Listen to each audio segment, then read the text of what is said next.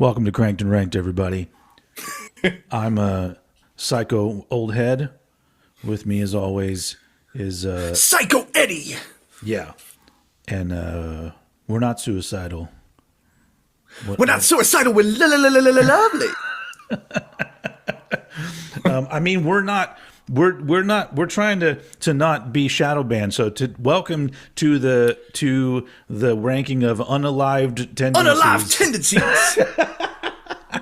Unalived is an alternative.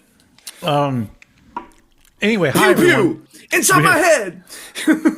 We're Cranked and Ranked. We're the podcast / YouTube show that ranks band discographies and other shit. And today we're getting to a band that has been a long time coming, and I know a lot of you out there are very excited about this because this band has been mentioned probably more than most. Which is exactly why we're covering Uriah Heep. But yes, We're not. Suicidal Tendencies is what we're ranking today.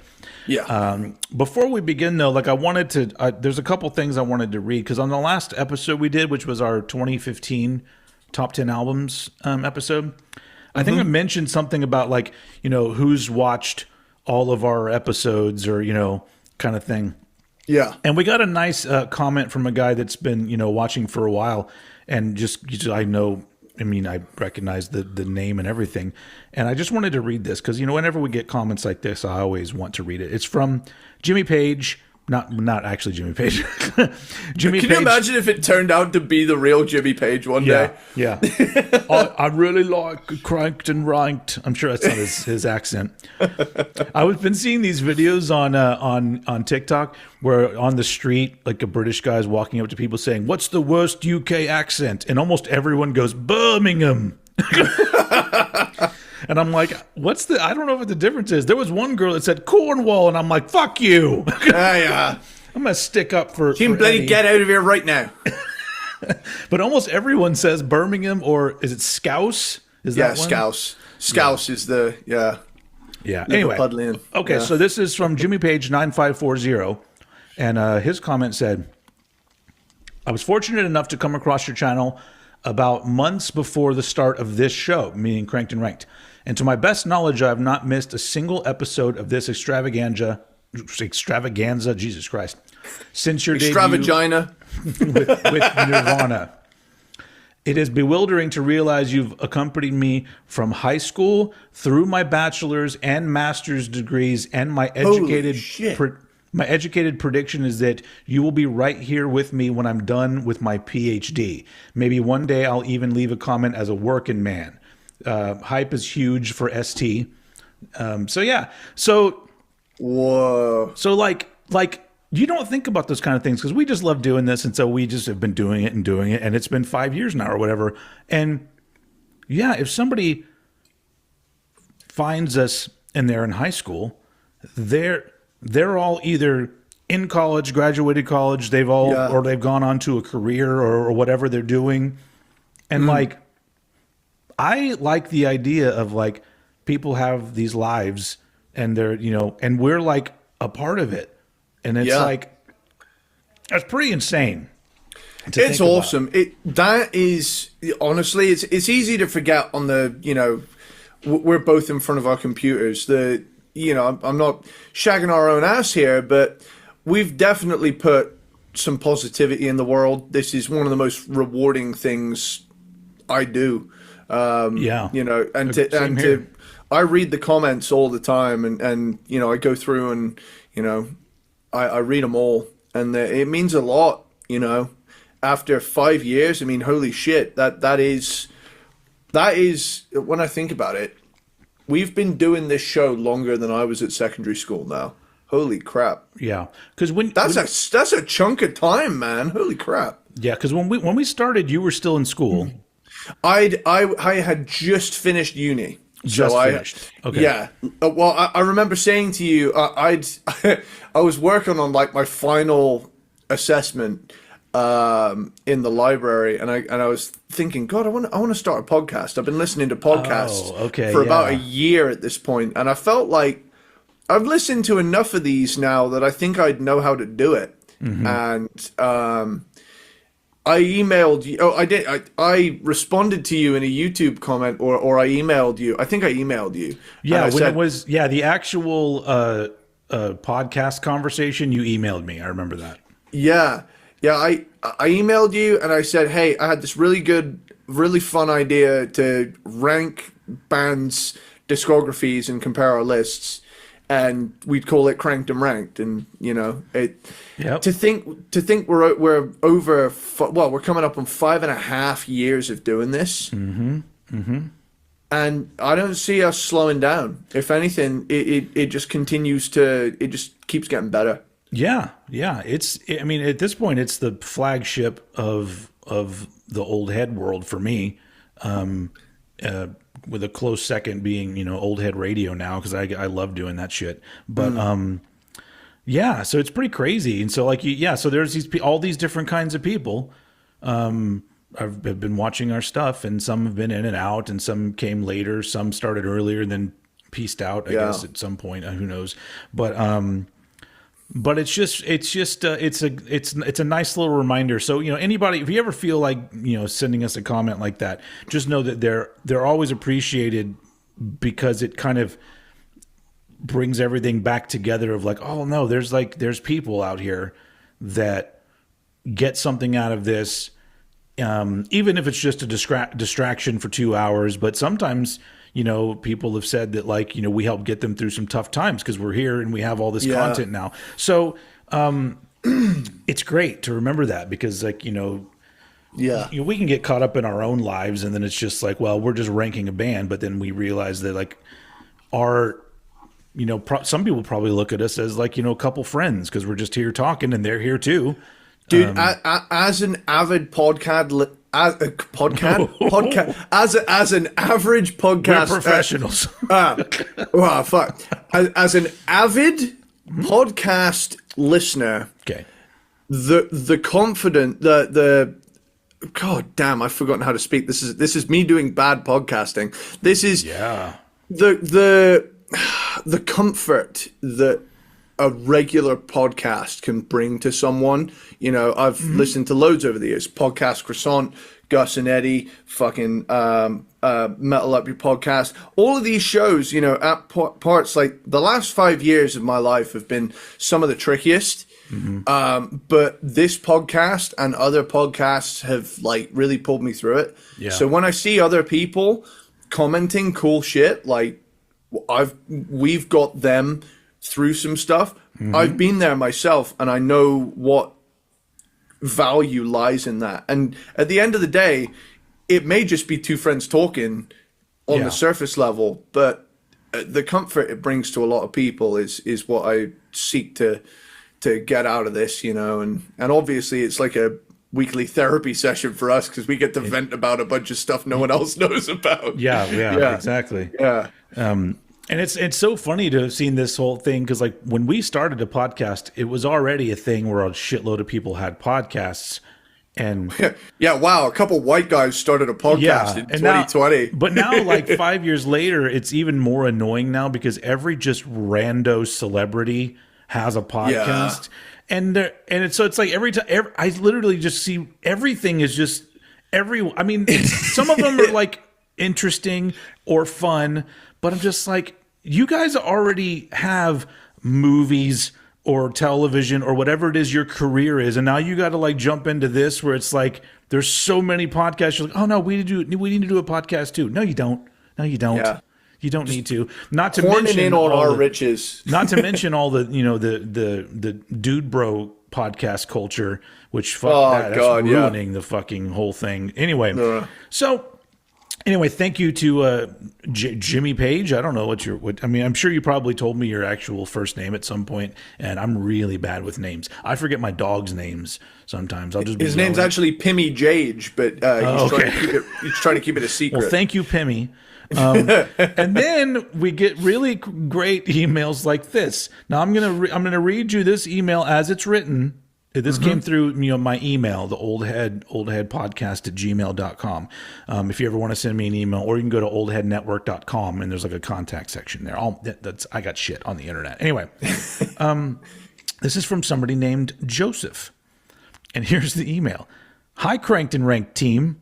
Listening to your latest episode on Dokken, I had to laugh at how easily you let the conversation spin off into tangents, from guitar tones to favorite 80s album covers. That relaxed vibe is part of what keeps me tuning in.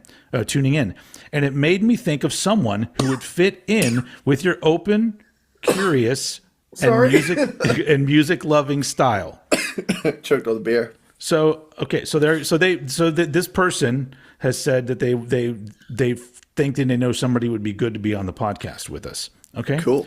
I'd like to suggest David Shapiro as a guest for your future episode.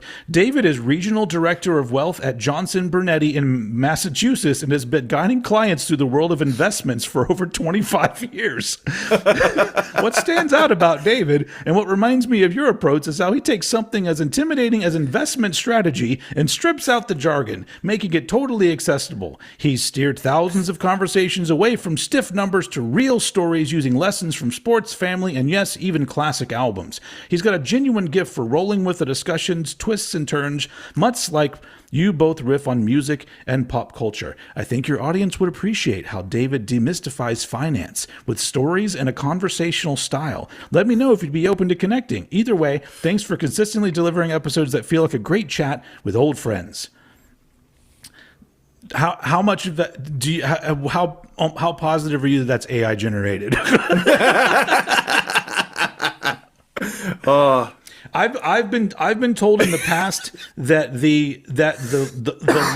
the long hyphen thing is a dead giveaway for AI generated. Dude, for me, for a while it was the word indelible. Oh my God. Yeah. Like, I'd never heard the word indelible. I toyed around with ChatGPT for like a day, saw the word show up like 17 times. And I was like, what the fuck does that mean? Yeah. And then all of a sudden, as soon as I noticed it in a TikTok or YouTube video, I was like, fuck. You know, this is AI. The thing I think is so funny is it's like, I mean, I'm sure that a lot of people are getting this same email, but it's just so funny how it's like, your podcast where you talk all about music, it would be good. A guy that talks about finance. Like, it's either AI or a complete moron that wrote that. Or I apologize to Joseph if that is indeed your human name. Or a genius prank.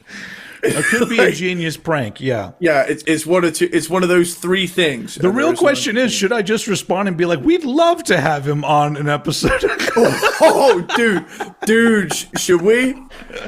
I don't know. I feel like it could be a huge waste of time because then I can't just be rude to somebody, and have, because if this is like a real human dude who's trying to like further his career, and then we get him on and we're just like, come on, you son of a bitch. Like, what's your favorite Dokken album? And don't say Under Lock and Key. That's too easy.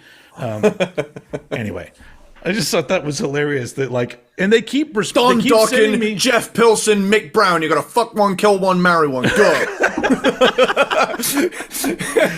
I just think I get those emails all the time where it doesn't make sense. I'm all like, God, just don't quit blasting these emails out, because I'm just like, I mean, I feel like I think I'm relatively intelligent, but I'm not super smart. And I can even look at these and go, this is total bullshit. Like, who would say, you know what? This is a good idea. I don't know. Let's do it. Rock and roll. So here's the thing. Finance. Okay, anyway, okay. That's enough of that. Talk about them shares, baby. It's a good beginning to the episode right there. But we're here to talk about the discography of Suicidal Tendencies, aka Mike Muir's band, because he's Psycho Michael. It's so funny to think of the fact that the band started, and then that lineup is totally different than the lineup at the band's peak in popularity, and then that's totally different to the lineup that's around today. And but before we even begin, the current lineup of Suicidal Tendencies is fucking stacked. So the lineup right now, obviously Mike Muir on lead vocals. Dean Pleasance, who's been there for a while. He was in Infectious Grooves. And then I think in the either late 90s or early 2000s, he joined as, I think he kind of replaced Rocky George probably, and kind of, maybe. Anyway, Ben Wyman from Dillinger Escape Plan on rhythm and lead guitar, and Yeah. just fucking diving off shit and acting like a crazy motherfucker. Yeah. Ty Trujillo, Yep. Rob Trujillo's son, on bass guitar, who's getting to be just as fucking good as his dad. Yeah. Jay Weinberg on drums, who Yep. played with a whole lot of people, but he played with Slipknot for a little bit. Yeah. But like, that is I saw them. Oh, I'm wearing this is my Houston exclusive Metallica shirt. Like, Nice. you only got it if you came to the Houston show. Sweet. I'll do a bit better. There you go. Oh, that's cool as shit. Yeah. But when they came through here, Suicidal opened for them. Unfortunately, they had to play before "quote unquote" Pantera, but whatever. And they were really good. Like, I was just like, I love this lineup, and there are a few different lineups that like I look at and I go, God, he just gets really great people to play with him, and I mean, why not? They're a fucking legendary band. But anyway, so yeah, band still going strong with a fucking killer lineup. And I like the fact that it's becoming generational now. Because you have, Ty, who's, I think Ty's in his 20s. He's a young dude. Yeah, I was gonna say I'll look it up because Ty Trujillo. He is. Was he in Stranger Things? I think he helped with the Eddie Munson part of that one season, the Master of Puppets part. Hold on. Why is it so fucking hard to find this dude? Tell us how old he is so we can continue the show. Oh my God! Born July. He was born when I was 6. July 21st, 2004. So he's just barely over 20 now. He's 21. Yeah. So that's 21? math, ladies and gentlemen. Anyway, yeah. So I've said it before a lot of times. Suicidal Tendencies is one of my favorite bands ever, and they have been for a very long time. First time I saw Suicidal Tendencies, the first time I heard Suicidal Tendencies was the music video. Well, this is one I can remember. I may have heard them before this. I don't know. My first memory is the video for "You Can't Bring Me Down." So this is 1990, and I remember thinking they seemed scary. Because they seemed like gang members, and the song was very aggressive. And this was 1990, so I hadn't gotten fully into like metal yet. I was flirting with metal bands here and there. And then flash forward a few years later, I saw Suicidal open for Metallica in 1994, which was that great lineup that was Fight, Suicidal, Candlebox, Metallica. Was supposed to be Alice in Chains, but Alice in Chains canceled. So they've kind of, at that point, they were already in my life. And then as I got older, I really dove into like everything that they did. And not just that, just like, the Suicidal World. So I got into, like No Mercy and Excel and Beowulf, like bands like that. Like they were all like, things that like I got into because I just love the sound and the crossover thrashiness of it. And then, all of those bands kind of, some of them didn't last and other ones kind of went in different directions, but, and then of course Infectious Grooves. But, so I've been a fan for a while and I love them, but, was this a GTA band for you? Kind of, but actually the first song I ever heard was War Inside My Head from Guitar Hero Metallica. Oh, I remember playing that song on that game. And it's the Still Psycho After All These Years version, which led to it becoming my favorite version because I just heard that version so much that's that version of that song now. Yeah. So that one's always going to be my favorite, but I do appreciate what the original did. However, another song that pushed me towards like getting into Suicidal was Subliminal is on the Channel X radio in GTA 5. And I remember, because that soundtrack's pretty punky. Yeah. But this is the one that had that like metal edge to it. This and My War by Black Flag are my two favorite songs off of that radio station. It's like very LA punk sort of vibes. So that's more, the hardcore side of things. Yeah, it's a very hardcore based soundtrack, that one. But and we've done Black Flag, by the way. If you haven't watched it, look, search Cranked and Ranked Black Flag. You'll hear us talk all about that. And then another song. Oh shit. As well, like, this has been a very gradual thing over the years. It's just like every time I've heard a Suicidal Tendencies song, I thought it's one of the best fucking things I've heard in a long time. But I never did the full dive for some reason, because I was like either fully immersed in Pantera or fully immersed in Alice in Chains. I was playing catch up with all these bands. I was deep down the thrash hole, deep down the grunge hole, about to dive into the glam hole. The glam hole was fun. But anyway, when I emerged from the glam hole, I started getting into some heavy stuff again. And that's when I got into Suicidal kind of passively around 2018, because I found one of those 5 CD packs that's really good value. And it starts with How Will I Laugh Tomorrow, Lights, Camera, Revolution. So obviously it skipped the first 2 albums. So clearly starting when they became a thrash band. It's got Feel Like Shit, Deja Vu. Okay. Art of Rebellion, and Still Psycho After All These Years. It has those 5 albums on it, and that's a pretty killer. Arguably, that represents the peak of their popularity. That whole that run right there, for sure. But like the big thing that like hangs over all of it is Suicidal have a vibe like no other. I feel like Suicidal Tendencies is such a definitive band in what they did. I mean, of course, they're almost like the Iron Maiden of crossover, where it's like Suicidal and then a bunch of other bands underneath. And I'm not slagging off those other bands. It's just a case of they became the band that got elevated to such a height. Even if there were other bands doing similar stuff at the time, they're the ones that became the band. Yeah. And another little anecdote as well. Here's another thing that I was exposed to Suicidal Tendencies through. They're in an episode of Miami Vice. Oh, yes, they are. Yeah. Yeah. And then for some people, even later down the line, their Institutionalized appears in Iron Man, the first Iron Man, I think. Yeah.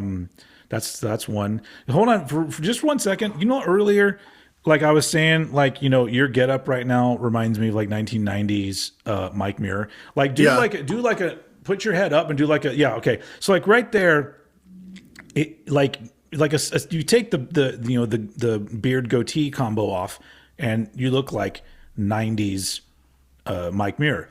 But then look down, kind of look down a little bit at me. Then all of a sudden, Captain Jack Sparrow. It's funny. It's funny you say that, because what is it? Let me look it up. I'm gonna see if I can find something really quickly. As I'm watching you talk, you go from Mike Muir to Captain Jack. Hang on, there's something really funny I need to send you. It's Captain Jack Sparrow. It was a shampoo meme. Oh, Jesus Christ. Seriously, someone sent me this and said they found it so uncanny that it borderline traumatized them. and are you ready? Okay, I'm gonna send you this on Messenger, and you have my full permission to show this to the. Okay. Here it is.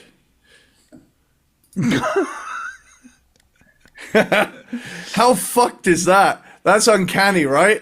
There you go, everybody. Even I see it. Yeah. You just need the dreads. But then once you put like the real hair, it is. Yeah. That I mean, I guess it's partially a compliment. It's like, hey, dude, you kind of look like Johnny Depp.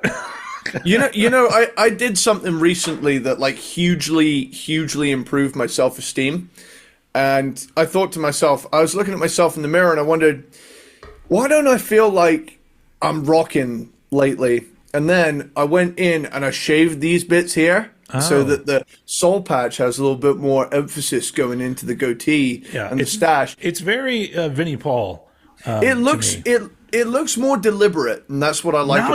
Now you're like a Vinnie Paul combo going on here. Like, Jesus Christ, you literally you're like a chameleon now. Wait for it. Hold on. Wait there. Eventually we'll get to ranking these albums, folks. I promise. But like, it's pretty amazing. Then Can you see me back there? Yes, we can see you. Hold on. Sorry for the podcast listeners. Oh, here we go. Uh-oh. Oh, there we go. So he's back at his drum kit, and he's miming playing at the drum kit, and like he honestly right there, yeah. No, turn to the side. No, the other side. Oh my God, he literally looks like Vinnie Paul. It's insane. It is insane. Oh my God. That was so great. I'm sorry, podcast listeners. Just go check in on like I would have actually played if I knew I wouldn't get a noise complaint because it's nighttime here. Oh, okay, there was one angle where you turned and I was like, it looks just like Vinnie Paul. I mean, and oh my God, get your pull. Anyway, rest in peace, Vinnie Paul. Rest in peace, Vinnie Paul and Dimebag. And Dimebag. But we're talking about Suicidal. So we've got, I didn't number them. How many albums do we got? 14 or some shit like that? Mm-hmm. Jesus Christ. 14. I hate it when I don't number them. So I'm going to do that probably while you're talking, because it bums me out. But we're doing 14 releases and we decided to include the ones that are like cover compilation kind of things. And then of course, Controlled by Hatred, Feel Like Shit, Deja Vu, which is, it's an album, but it's kind of presented as two EPs, even though they're just together on the album anyway. There's not like a separate version. Anyway, no. So all of those things are included all the way up to the most recent release, which is another cover one. So we've got 14 to talk about. So let's just get moving. And so as usual, I throw it over to Eddie Sparxx to start us off with his number 14 Suicidal Tendencies album. Okay. And here's the disclaimer I usually let out whenever I run into an episode like this. I liked everything here. This is a case of here. Yeah, like nothing here is bad. Everything here is appealing to me at some level. Mm-hmm. However, there's a trend with some of these to where I thought to myself, I can't in all good conscience put this high, knowing that it's a re-recording. And my number 14 is still psychopunk after all these years. All right, cool. And I like it. It's fun. But as far as I'm aware, a lot of this is re-recordings of a Mike Muir solo album, right?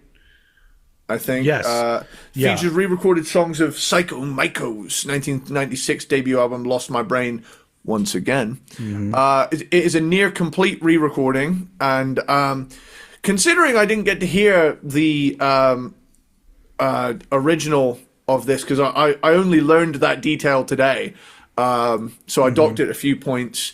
But I found myself thinking, man, this is still really, really good. I really like Fubar. But honestly, it's just great, fucking hardcore thrashy punk. Mm-hmm. It's fun. All of these are fun. And all of these are a blast at some level. It's just that some of these are more of a blast than others. And I found myself enjoying all of it. Yeah. So yeah, I mean, really, I'm not going to camp out too long on any re-recorded material. Yeah, I think that's a good idea. Yeah. So that's my number 14, because I want to leave plenty of room to talk about, the originals, the OGs. Yeah. Yes. All right, cool. Yeah, that's okay. I'm done numbering them.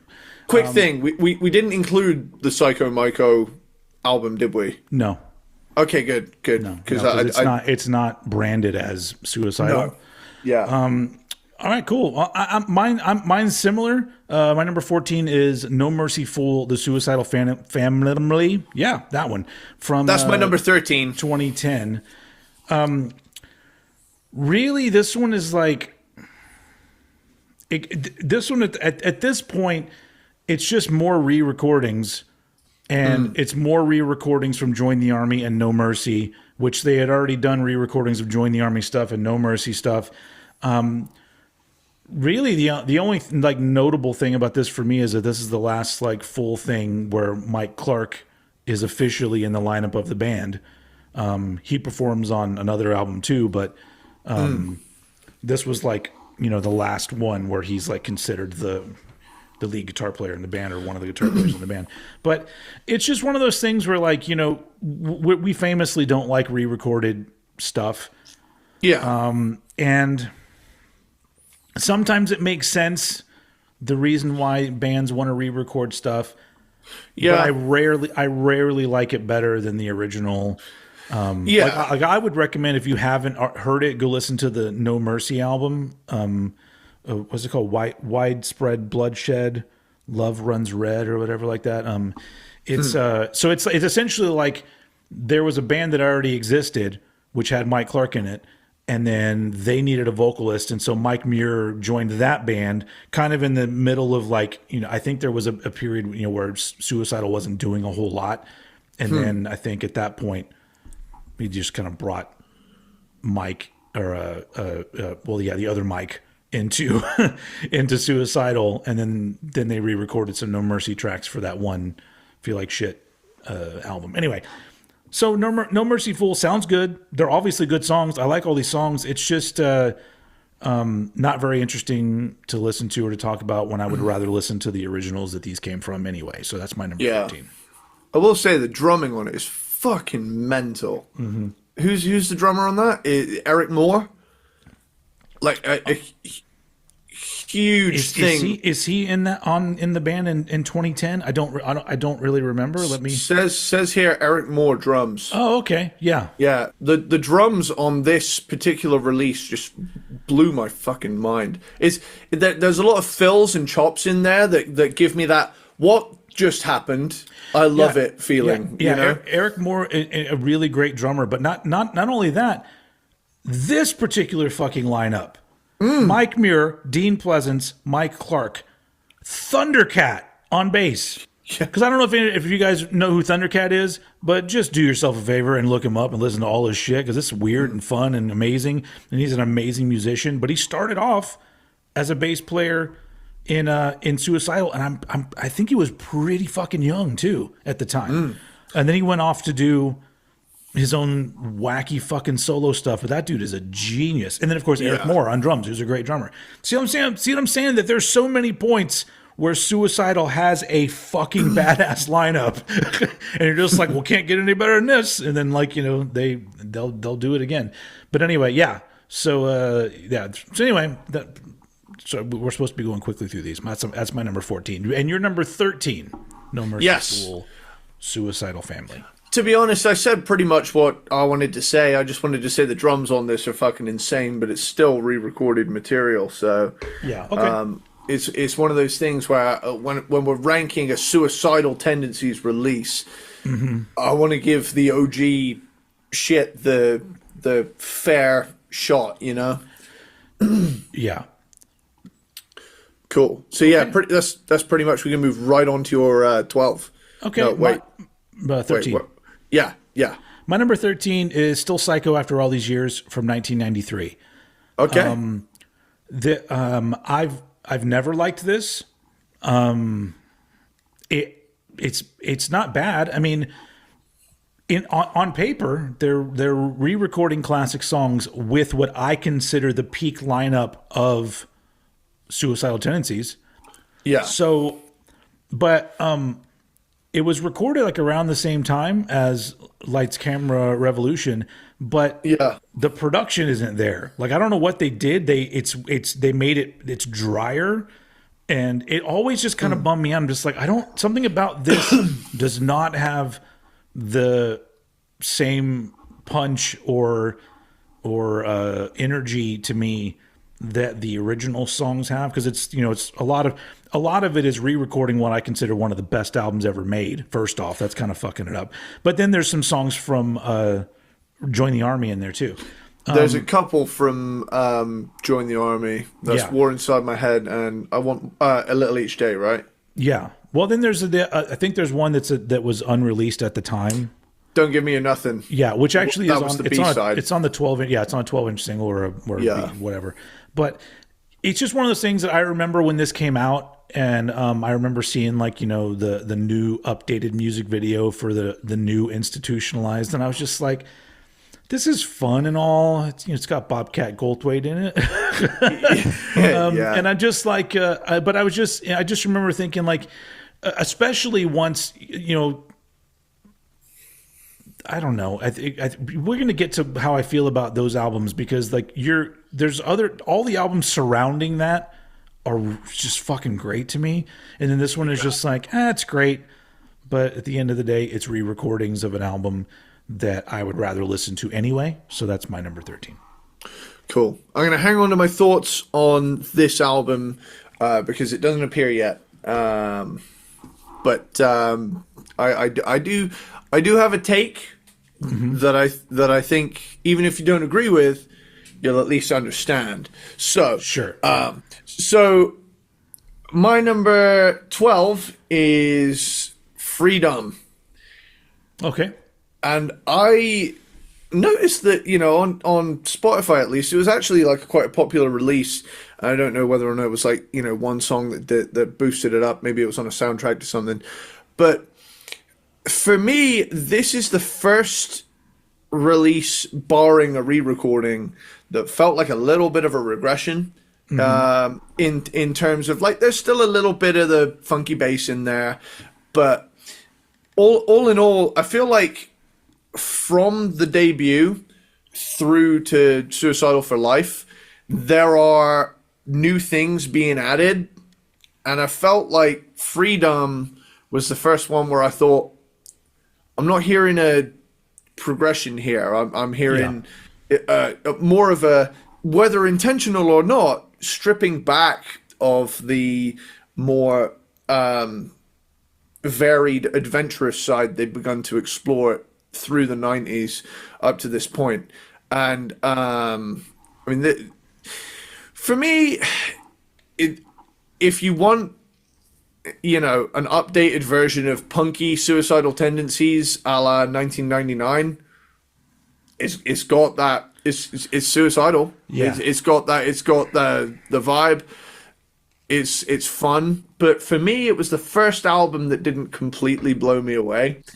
So that's why Freedom ended up here. It's the first one that I heard and I thought, that was good. Yeah. Not fuck yeah, man. Yeah. I still like it. It would be any other band's best work. But yeah, it ended up at my number 12. Cool. Getting rid of of most of the re-recording stuff here. My number 12, still Psycho Punk after all these years, from 2018. This one I enjoyed more because honestly, I have never really been a fan of that Psycho Myco album. It's fine. It's just never really like done anything for me. Especially like, around the time it came out. Like I said, there's a lot of great suicidal stuff around that time, and then that album just like, whatever, it's fine. And you take those songs and then you put Dave Lombardo on the drums, and I go, hey, it's pretty good. I like this. So when it comes to these, fully like re-recorded albums, it's my favorite one. Just because it's got a good energy to it, and revisiting these songs, I don't know, it's cool. I like it a lot, but once again, it is a re-recording of other stuff that already exists. But seeing as though I don't ever really listen to the Psycho Myco album, this is the one that I listen to these songs. So to me, they're semi-original on here. Yeah. So that's my number 12, still Psycho Punk after all these years. At this point, the most recent Suicidal album, and they've been teasing on, working on a new album. They released a new song this year. Adrenaline Addict, which is I think is really good. But then we'll just have to see if that materializes into an actual album. Honestly, the band members are merging together when it comes to Infectious and Suicidal. Yeah, I don't understand why Mike doesn't just make the move to make it a joint show. The tour is Suicidal and Infectious Grooves, and you can have two slightly different lineups and just do either that or just combine some people and do a whole fucking show where it's hodgepodge of Suicidal or Infectious Grooves. Nobody would mind. I wouldn't. Yeah. That would be fun. But I think the big thing with Infectious is Infectious has always had Rob Trujillo on bass. Yeah. And Rob's kind of busy sometimes. Yeah. Rob's busy being in fucking Metallica. So yeah, no big deal. They don't do much these days. Anyway, so where are we? Your number 11. Yes. Okay, my number 11 is 13. Alrighty. I thought it was. This is insanely low for this album, in my opinion. That's the first time I'm going to bring that up, but let's talk about it.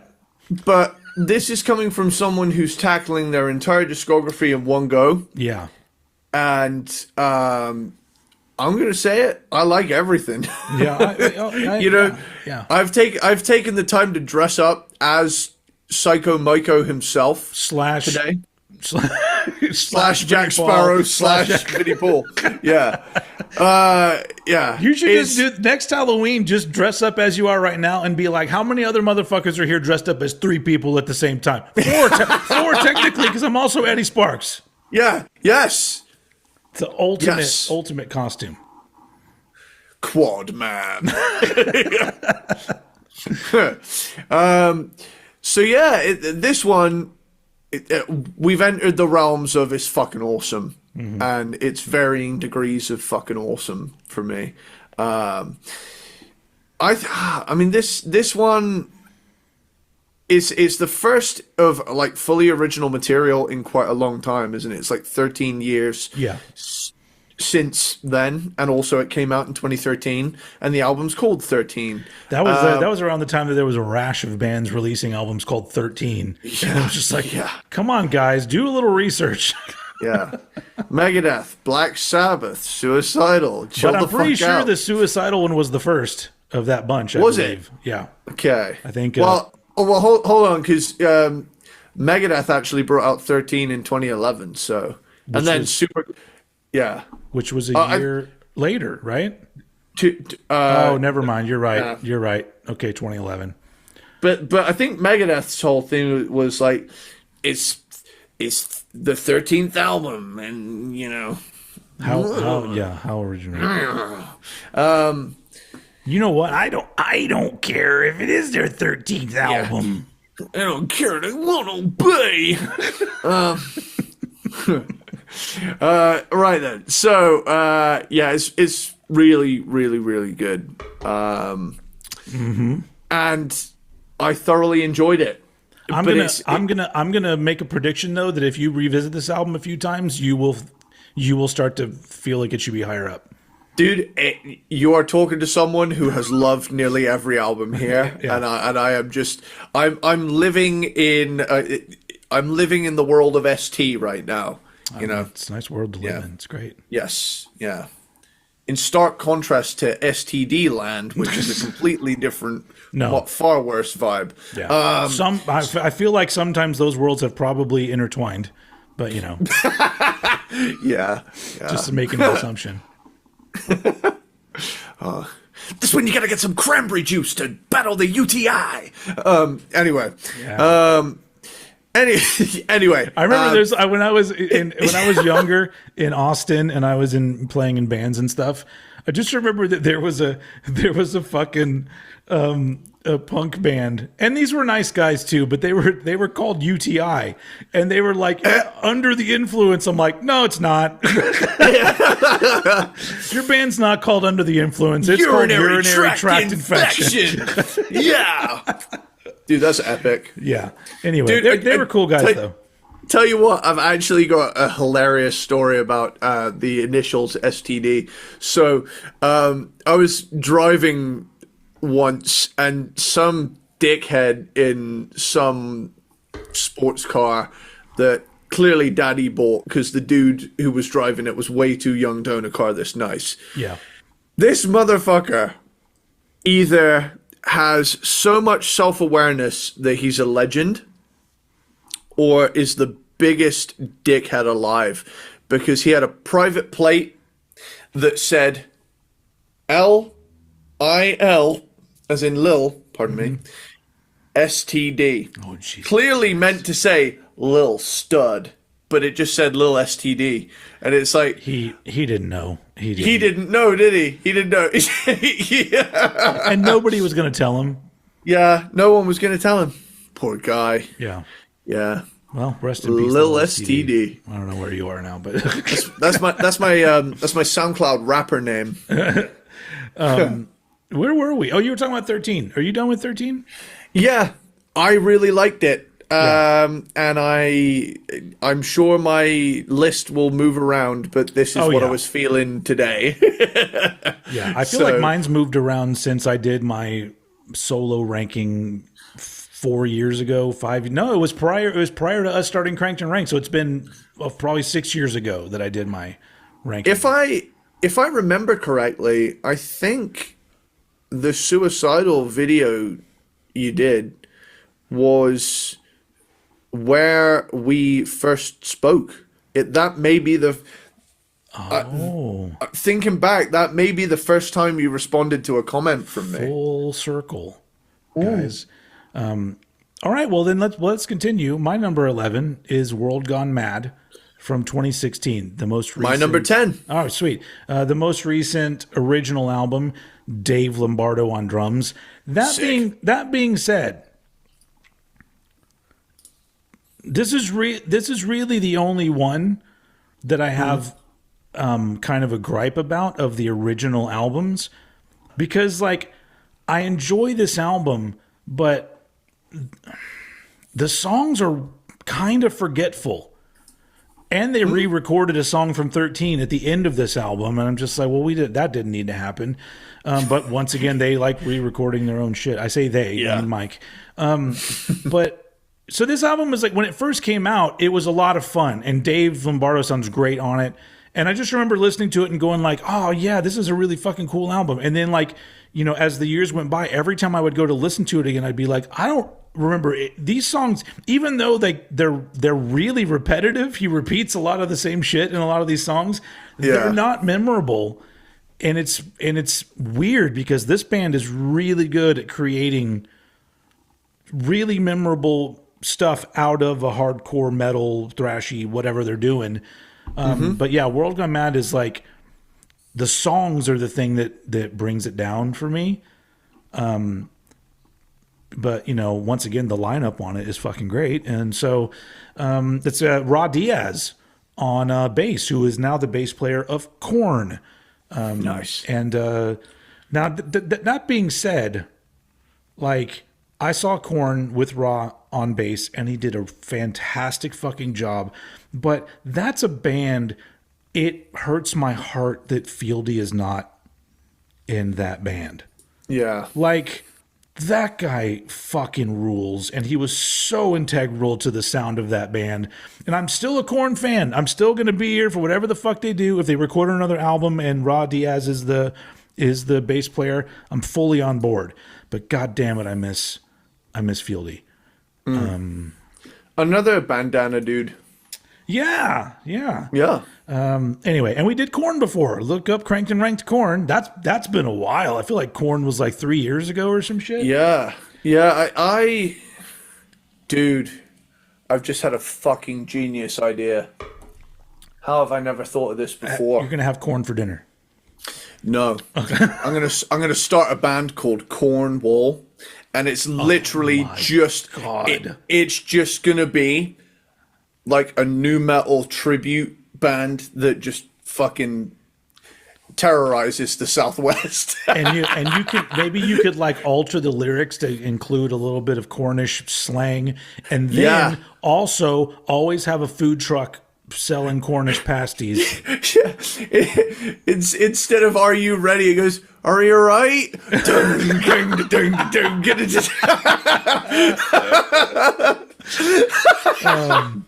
Cornwall. Get on it. Get on it. Oh, dude. It's like, it's like and like you guys will never, you can't ever take that on tour because people have to come to Cornwall to see it. Yeah. And I'm sure, like, are there actual music venues in Cornwall? Yeah. Oh, I mean, okay. they're kind of few and far between, and a lot of the time you end up, in a pub somewhere. But that being said, nu metal nostalgia is at its height. So if anybody wants to hire a Fred Durst impersonator, I'll fucking do it. All right. I'm doing the thing. Oh yeah, I can't do it right. I'm not. But you look good when you do it. The I don't know what it is. Like I'm grabbing some titties in the air. But, anyway, World Gone Mad, my number 11. Moving on to your number 10, which you said is also World Gone Mad. Yeah, World Gone Mad. All right. I liked it. I really did. I thought it was really fun. Dave Lombardo on drums is always a recipe for a good time. I've never heard a Dave Lombardo recording that I was bored with because it always keeps that energy up. Yeah. But he's people like him, right? and the thing I'll say about Dave is that he's one of those drummers that almost has an accent in a weird way. Yes. It's like you can tell who's behind the kit. I was about to say that. I feel like I can always tell no matter what. Like like any drummer, like a signature. Yeah, it's like a signature flow or something. Yeah. He has. Yeah. It is one of those things where I do think that there is such a thing as like an accent that a drummer can have. Sure. Yeah. That it's like, oh yeah, that is definitely Dave Lombardo on the kit, or that is definitely Lars behind the kit. They have an accent. I think a lot of people would agree they could tell when it's Lars behind the kit. Yeah.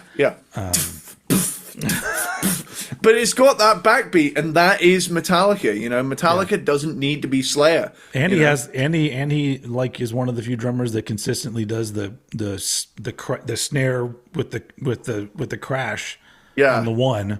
Is that right? Because he always does those weird. He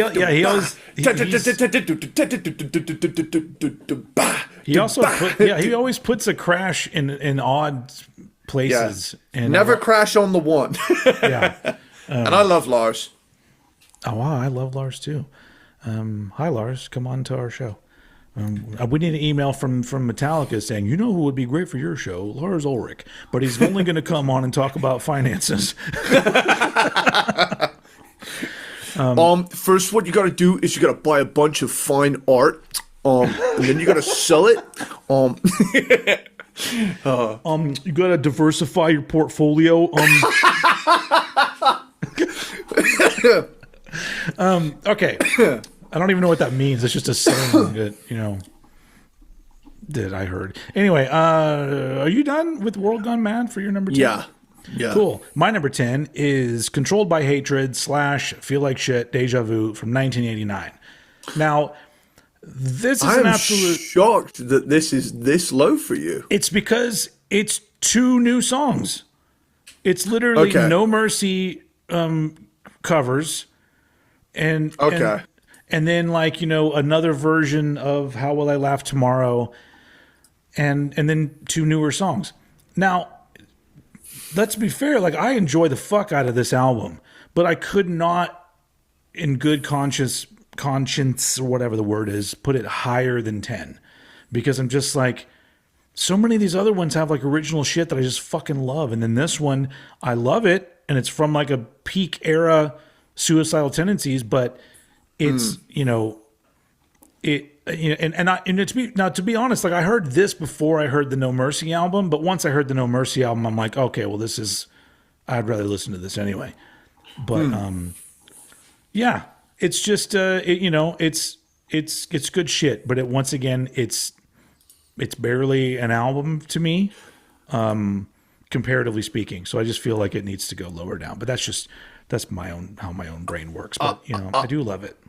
I was going to say I was unaware of that. I thought it was all originals, and Nope. it was songs that didn't make either album before or after. Turns out, I was ignorant, but you know what? I've found a band that I have that wonderful feeling of, I can dive into this whole world now feeling. Yeah. Yeah. And whenever I get that, I try to cling to it as long as I can, because I've always got that hunger to like learn about the band and hear all of their stuff. But there's that first time feeling that you get, that when you go in and you're like, oh, finally something that's blowing my fucking mind again. Yeah. Because when you've listened to as much stuff as we have, I can listen to like an excellent discography for an episode, but it's just not the right time for me to do that deep dive. Oh yeah. And it'll be like 2 years down the line, and then all of a sudden I'll be like, dude, all of a sudden I'm really loving Death Angel right now. And it's like we've done that ages ago or something like that. And I really liked it, but it was one of those things where my head was somewhere else at the time. Well, it's like, I mean, the best example of that is Judas Priest with me. Like I enjoyed things about doing that ranking, but it was, a little bit later, all of a sudden I'm all about just all the Judas Priest shit. So, that's just how, we're humans, and that's how it happens. Sometimes it happens right before your eyes, like, on shows like this, and then other times it happens a little bit later. Speaking of which, we got to do a revisited of Judas Priest. Yeah, we really. If anybody's speaking of re-recordings, if anybody wants the next Crankdom revisited, we did one on Kiss. Yeah. Because I'd gone into it no longer a Kiss noob. Yeah. And very much an elite Kiss fan. Yeah. And so same thing for me with Judas Priest. But I mean, it won't be us just redoing the same ranking. Although I have a feeling that a lot of my top albums from that ranking are still top albums for me. But whatever. Anyway, okay. Turbo is goated. Controlled by Hatred, Feel Like Shit, Deja Vu is my number 10. What's your number 9? Okay. Cool. My number 9 is Free Your Soul and Save My Mind. That is also my number 9. Hey, a matchup. Nice. Matchup, man. We like to be matchup men. All right, and you gotta take some Diet Coke, and you gotta blend it in with some Kool-Aid. I don't know. It's that fucking Phil Anselmo Mike Muir impression. You ever seen that? Okay. Yeah. It's difficult to do a Mike Muir impression because the way his brain bounces around, like you can only do it for so long and then you run out of breath. But man, like Mike will go on for a long time, and you're like, dude, where do we? You're trying to figure out where the conversation started. You're like, dude, I just asked you if you like cheese sandwiches, dude. How did we get here? Anyway. Well, you got to take some cheddar and then a little bit of double Gloucestershire and a little bit of red Leicester, and you got to throw it all in there. So you got a multiple cheese, grilled cheese sandwich, and you put it in the George Foreman, and you leave it down. You don't leave it too long. You don't burn the sandwich, and then you take it out, and you got a nice grilled cheese. See, that's still not long enough, because then you got to somehow be like, and then you eat the grilled cheese, and you feel really satisfied, just like the world is eating me, and I feel like I'm struggling in the world here, and everything. It's like he'll literally. And I feel like a sandwich, and I'm eating myself. Yeah, and I'm eating myself. And I'm suicidal. There you go. Because it's like it can't end up being about the sandwich. It's got to be something else where you're like, so you like those? Everything is a vehicle to go inward. Okay. Yeah. And just really, get to the bottom of what's going on. And there's a lot of stupid people that like to burn the grilled cheese. And I don't burn my grilled cheese. I don't take drugs. I don't drink. Oh, shit. It's apple Every juice. It's once in a fine. while, we like to get a little wasted. We like to take a taste of alcohol. All right. All right. Oh yeah, And you got to take the malt and the hops, and you got to ferment it, and you got to get it in the you got to get it in the brewery. the brewery of the mind. Brewery of the mind. All right, Free Your Soul and Save My Mind from the year 2000. Now, 25 years ago, this album came out. Jesus Christ. yeah. It's for me. It enters a realm of a bit more adventurous than Freedom, and that's what put it quite a bit higher than Freedom. These two albums released in quite quick succession of each other, and there are several moments here where it almost feels like their new metal album. And I don't feel like it goes too far in the new metal direction, but I definitely feel a sense of, okay, this is definitely a post-Korn, post-Limp Bizkit world, where there's an emphasis on da-down, da-down, da-down, da-down kind of grooves going on. And both those albums have Bruce Wackerman on drums, who I've always very much enjoyed. Not Bruce, Brooks Wackerman. I've always very much enjoyed his name. Brooks Wackerman. Brooks Wackerman. I believe he played in Avenged. So he's in Avenged Sevenfold now. Oh, hot damn. But he played in Infectious. I think he might still play in Infectious Grooves. But he's done a lot of shit. But he's just one of those guys that I remember him because I'm like, oh, it's Brooks Wackerman, and he plays drums. How appropriate, because he's whacking off on the drums. He's played with Mass Mental, Bad Religion, Tenacious D, Infectious Grooves, Suicidal. Yep. Oh my god. Yep. And he drums on Free Your Soul and Freedom. I think that might be it. But sorry, my apologies to Bruce Wackerman if that's. Wait a minute. Homie's got a hair metal tie. What is his hair metal tie? He was the drummer in Bad for Good. So he was like that's a little kid band, wasn't it? Yeah. Oh. Brooks Wackerman. I remember seeing that music video on Headbangers Ball and thinking to myself, and I was the age of those kids, and I'm like, who the fuck wants to listen to this shit? Fucking kids. How old, man? Join us for the Bad for Good ranking, which I think is just one album. The band was a quartet of teenagers, the oldest of whom was 16. Wow. The lead guy was an actor, I believe, or he became an actor or something like that. Let's have a look. The group consisted of guitarist Thomas McRocklin. Yeah. Bassist Zach Young, drummer Brooks Wackerman, and singer Danny Cooksey. Danny Cooksey. And Danny Cooksey is 50 years old now. Damn. Well, I guess I'm almost 52. That makes sense. Anyway, Brooks Wackerman. The silver chair of glam. Actually,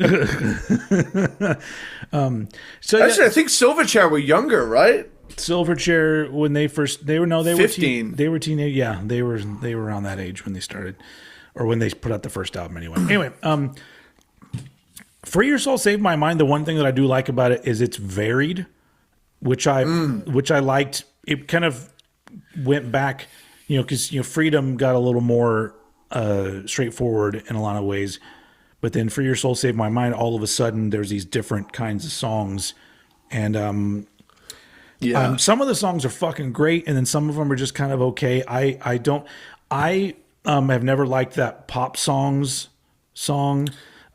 Because I don't enjoy a song about how you don't like music or some kind of music. It just always feels very like, oh, now you're the old man now.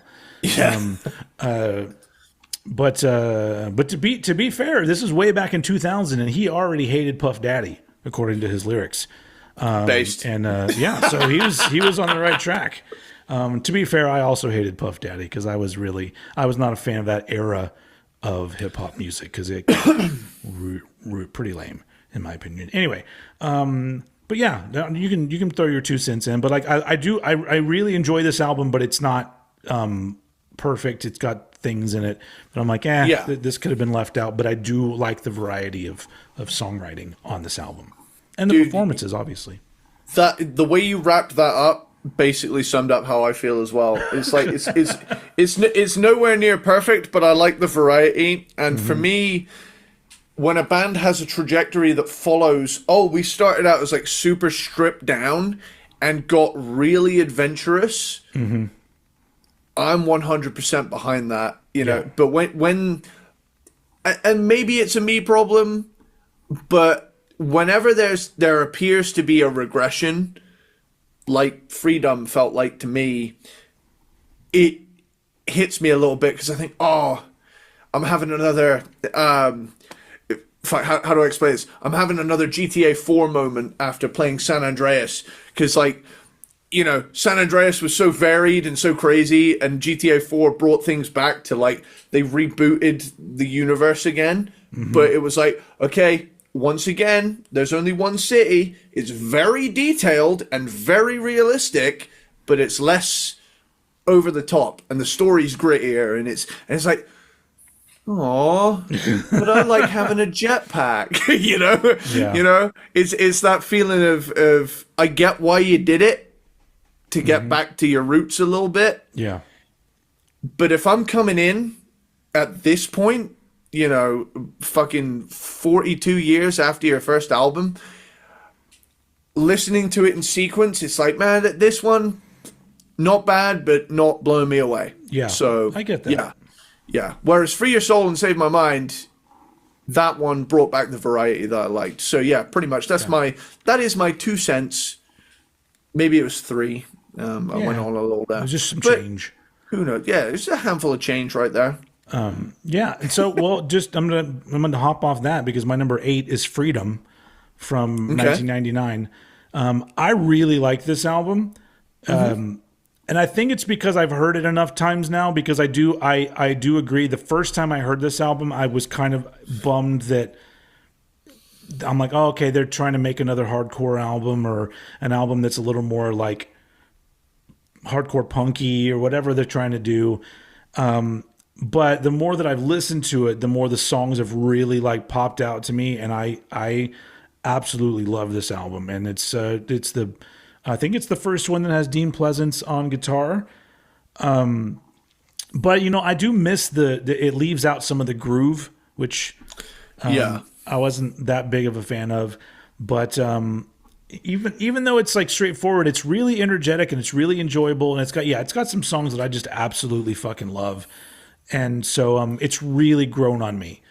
And so it's higher up than it probably would have been when it came out, or even a few years later. I don't even remember where I had this in my ranking 6 years ago, but as of now, it's number 8, Freedom, which one of those albums that like, and I wish, honestly, like, you know, it's gotten to the point now that people are like, you know, some albums you just want on vinyl, and it's clear that for whatever reason they're never going to get released, and so some company literally just did a bootleg of Freedom and put it out on vinyl, and it sounds amazing. It sounds great, and I was just like, cool, I'll take this bootleg of this. Fuck it, I don't care.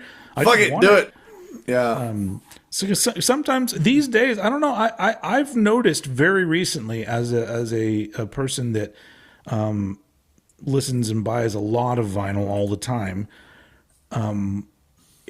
Everything's gotten a little bit better with modern vinyl pressings and the attention that's being taken towards putting things together. There was a period of time there where I was just like, holy shit, why would I buy anything new? It's all quality as shit. They don't care about the fucking quality of the pressing or the artwork or presentation or anything. But I feel like the pendulum is swinging back to the other side now, where I think that these companies are taking it seriously, even the ones doing the fucking bootlegs. And so I'm here for it. Anyway, Google it out there if you don't have Freedom on vinyl. You can get it out there. I don't know, it's probably expensive by now, but it was a bootleg version. Anyway, where are we at? That means number 7? No, I literally just jumped in front of you, didn't I? What's your number 8? We're going to get back on track, folks. I apologize for derailing us. What's your number 8? My number 8, and first of all, I get it. My number 8 is still my number 8 is still Psycho after all these years. Oh, okay, that's fine. I thought you were going to do something really silly, but you Yeah, no. Dude, I'm like the bad guy. I'm like the bad I'm Dennis Hopper's character from fucking Speed. It puts him in the crazy but not stupid section. pop quiz hot shot. Yeah. A guy puts a re-recording halfway up his ranking. What do you do? What do you do? Well, that movie, I watched it for the first time, kind of all the way through, and it's okay. It's got some good action in it, but it's got some of the worst non-primary actors in any movie I've ever seen. Just other people on the bus and other people in the movie. I'm all like, did they know that they were being filmed? Like, what the fuck, dude? I will say, if I may interject, this was my first action movie ever. Oh. Speed was the first action movie I ever saw. Because I had a pretty cool mom who would show me stuff that was like pretty high intensity, like there'd be explosions and shit, but there wasn't anything like that would fuck me up. And there's not really anything in Speed that's like Not really.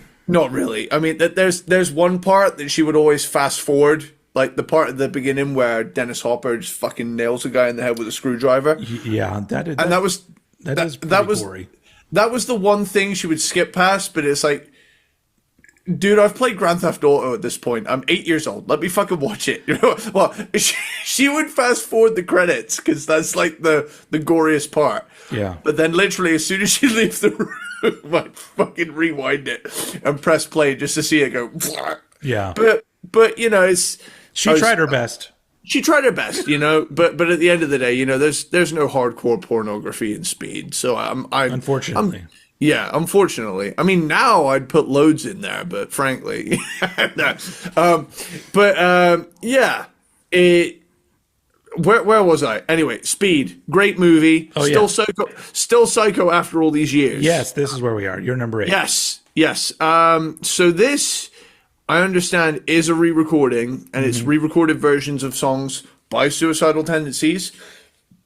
Most of the track listing being the debut, and there's a couple of songs from Join the Army, which are War Inside My Head and A Little Each Day, the rest of which is the debut, and slap bang in the middle is Don't Give Me Your Nothing, which is a great song. It was a B-side from Send Me Your Money. I love that song. Which includes a reused riff, but to different effect. Wait, Send Me Your Money uses a reused? Yeah, it's from the first song on the debut. Oh, you're right. Yeah. But and guess who doesn't care? This guy. Okay. Exactly, dude. If you got a riff that good, I feel like you 10 years down the line, you get permission to use it again. It's not often, but if it's a riff that fucking good, it just you get a pass. What how good is it? What do you do with it? Yeah. I didn't get into rock and roll for fucking rules, man. I didn't get into rock and roll for fucking rules. Yeah. He fucking left the band! The way I predicted that second, like nanoseconds before you pushed it. The thing is, on my end, it was exactly spot on with it. It was like double large happening. Yes! I have been trying for fucking... How long have you had that soundboard? I don't know, year, two years maybe. I have been trying for the last ever since you got that. I've been trying to get a moment like that, and I fucking did it. I can die happy. Oh, this is an emotional moment for me. That's a fucking win. It's still Psycho after all these years. Yes. As someone coming at it from all of the music I've gotten into, for the most part, has been retroactive. To where, everything's already out, and to be honest, I have I have preferences, I have biases. I'm very honest about that. And there's something to me about the late 80s and early 90s production style that just fits this style of music. Mm-hmm. Now, it is rawer and it is drier than what ended up on Lights Camera Revolution. Mm-hmm. But I just fucking love thrash that sounds like this, and I'm really glad that these versions exist too. Mm-hmm. Because if we're being honest, barring the singer, we're talking about two completely different bands. Yeah, and I do agree that like some of it sounds a bit thrashier on these versions, which I have no problem with. So and like. War Inside My Head is, for me, the highlight of this album because of its inclusion, this version's inclusion on Guitar Hero Metallica, and I will always have that connection to it. It's a very early song in my quote-unquote metal journey in it, so it will always be my preferred version, but I completely understand where you're coming from, having heard the original Suicidal Tendencies stuff. Yeah, I just wanted to know like where you kind of stand in terms of like looking at this album in retrospect now, knowing that this production style isn't common anymore. I mean, I don't mind it. I just don't. Yeah, I'm not. This is not. It's just interesting to me because I think in somebody else's case, you could probably just throw this album on and it's be perfectly fine. But my problem is I'm never going to put this album on because the debut album is, to me, one of the greatest hardcore punk albums ever. Yeah. And everything about it, even how it's produced. So if I think to myself, I want to hear these songs, I'm going to put on that first album. I'm not going to put this on. And so really the only enjoyment for this is like things like this, where I had to listen to it again. Or if they randomly, those songs randomly come up, I'll enjoy them. I have no problem with them, but it's like the way that I take in music, sitting down and listening to a record, it's never going to be this one. It's always going to be the self-titled first one. So for sure, it's the one where if someone threw it on, I'd be like, yeah, this is thoroughly enjoyable. Yeah. But it's not the original. Yeah. I will say that the 1-2 punch of that War Inside My Head and Don't Give Me Your Nothing is top tier. Mm-hmm. But for the most part, I am in agreement with you, considering that most of this is just a re-recording of one of the best hardcore punk albums ever. And they did this for a reason. I don't know about the other cover albums, but this one, like, they were having a dispute with, I think it's Frontier Records, the original record label that put the self-titled album out. And I think they put out Join the Army as well. But I think that ended up being Caroline. I don't know. It doesn't matter. But, I think they re-recorded them just to kind of like have control of these songs and put them out. And so it makes sense, at the time, but, and I don't think I don't think they have control over that first album at all. I think it's still Frontier Records just continues to put out represses of it and make their money off of it. And I think that, whatever, it is what it is. There's always been shady or complicated relationships between bands and labels, and that's not anymore because now the labels can't do shit because nobody cares. Nobody cares. Yep. All right. Well, you can move on to 7 because I remember I jumped over you. Hold up. What? Wait a minute. What happened? Hold on. I'm just reviewing my list so far, so that we don't get lost. What number are we on? So you did number 8, but I had already jumped in front of you and done my number 8, which was Freedom. Oh, okay. So now you can go ahead and do your number 7. Okay. We'll go back to the order. We didn't do like a reverse Uno. It was it was accidental. Well, we are firmly planted in the love zone from here on in. Oh yeah, I agree. From me. Mm-hmm. So my number 7 is Join the Army. Okay, cool.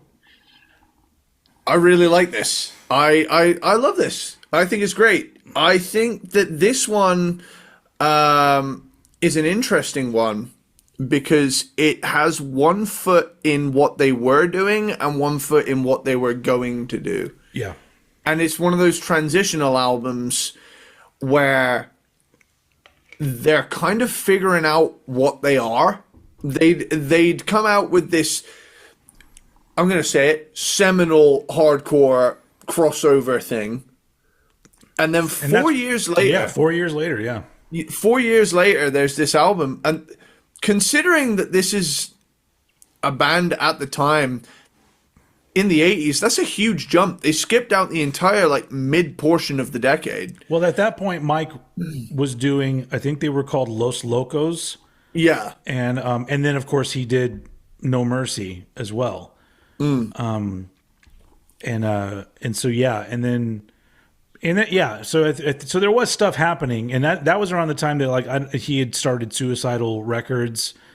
And, was putting out, Excel and what's that compilation, Welcome to Venice or whatever.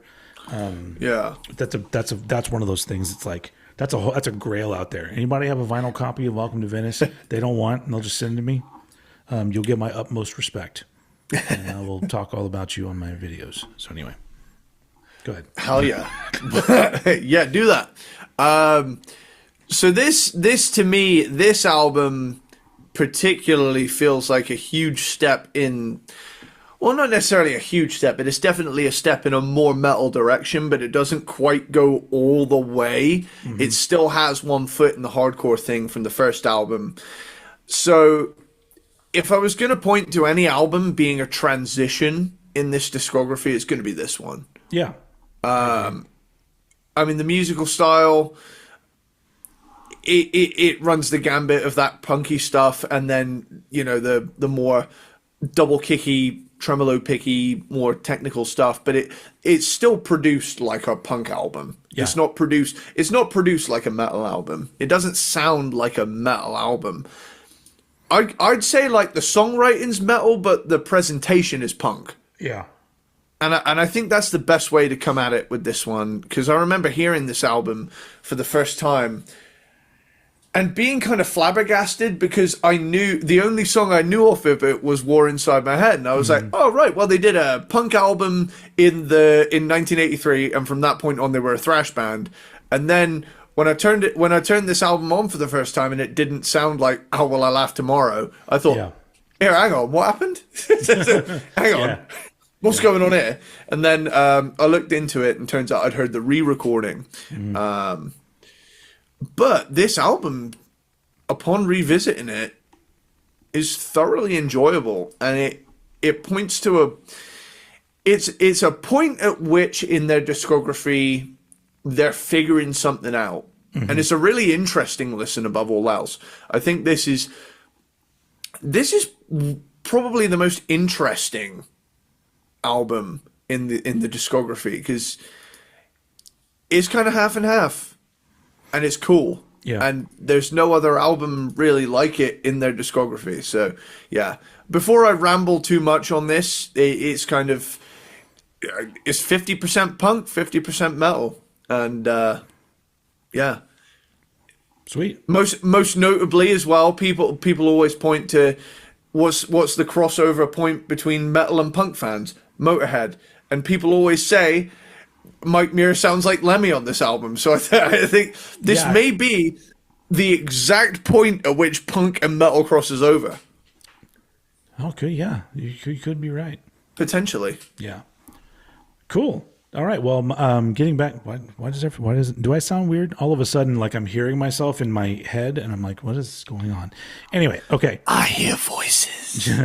Nice. When I'm all alone. My number 7 is "Suicidal for Life" from 1994, which is the last album with Rocky George and Rob Trujillo.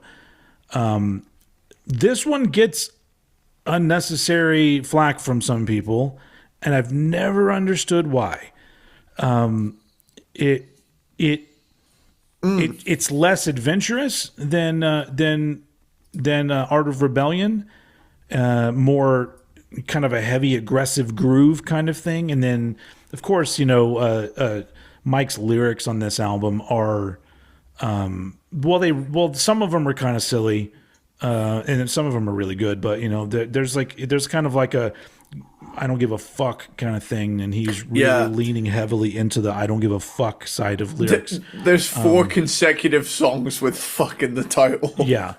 Don't give a fuck, no fucking problem, suicico motherfucker, and fucked up just right. Yep. Followed up immediately with no bullshit. Yes. Yeah. Yeah. Those are all you just named. Every one of those songs, I'm like, oh, those are all so good. Jimmy DeGrasso on drums here. Yeah. Who's played with a lot of fucking people. I think Jimmy DeGrasso was the original drummer of the Lita Ford band. Dude, I did not know that. Whoa, hold up, wait a minute. I'm gonna blow your fucking mind. What? That's crazy to jump from all of these to Suicidal Tendencies. Hold on, I'm gonna blow your mind. Okay. He bands as drummer. Mama's Boys from 1985 to 86, Y&T from 87 to 91, and then 95 to 97, White Lion in 1991, okay. Fiona 1992, and then Suicidal Tendencies from 92 to 95, then Alice Cooper, then Megadeth, David Lee Roth, Ministry, Dokken, Rat. Holy shit. Mm-hmm. No wonder I recognize that name. But he was on. I got to look up because he was Lita Ford's drummer, but I don't know if maybe he's on the first couple albums. Let's see, Out for Blood. Who's the drummer? Nope. Dusty Watson was the drummer there. Maybe he's on Dancing on the Edge. Or maybe he was just, nope, that's Randy Castillo. Anyway, okay, I don't know. I don't know where I got that from, but he did play with Lita Ford. I will say, he auditioned for Ozzy Osbourne's band. Yeah, dude's great. And he's been, that's one of those guys that, like, he should write a book because he's played with so many fucking different people. He's like, get that shit out there. Anyway. That's an amazing career. Suicidal for Life is an album that I've always really enjoyed the energy of this album. The production is really good. I love how this album sounds. It's big old thick motherfucker, and I love it. Yeah. And it's just like fun as hell. Like it's not. I don't know. I think the big deal is that it didn't sell well at the time because in 1994, I feel like in a lot of ways music was. It was like nobody really knew what was going to happen because this is post Nirvana, and so you had metal bands that were popular but not as many as before, grunge bands that were popular but that was even kind of coming down, so I guess 94 would have been like we're gearing up for Britpop at that point. But I guess in '94 in England that was already happening because you had the other those big ass bands from England that were like more that weren't big over here yet. Anyway, that's an interesting. They were working on it. I did kind of like a little. I'm sorry, this is not a good Suicidal Tendencies rant, but I did a little deep dive, fell down the rabbit hole of like that music, that basically culminated in Oasis and Blur, and then you go backwards and you forget like these bands that were doing this kind of rock music, but it for a little bit it was on the dancey side of shit, like Happy Mondays, Soup Dragons, Stone Roses, EMF. What's the one I'm thinking of? Jesus Jones. Like you had all this stuff that was like, and I feel like a lot of those bands, there were other bands that were doing, like who's there's a guy from like a what's the name? Never mind. I'm sorry. I did not do my research on that because that's not what we're talking about. But it's interesting to like look at the trajectory of a lot of these bands.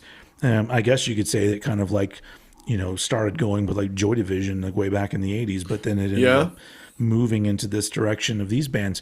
But I'm just like, God, there were so many bands that put out really great stuff, and there was so much coming out of England at that point that you forget about it, and you're just like, there were all kinds of bands doing cool shit. Anyway, but then so going to 1994.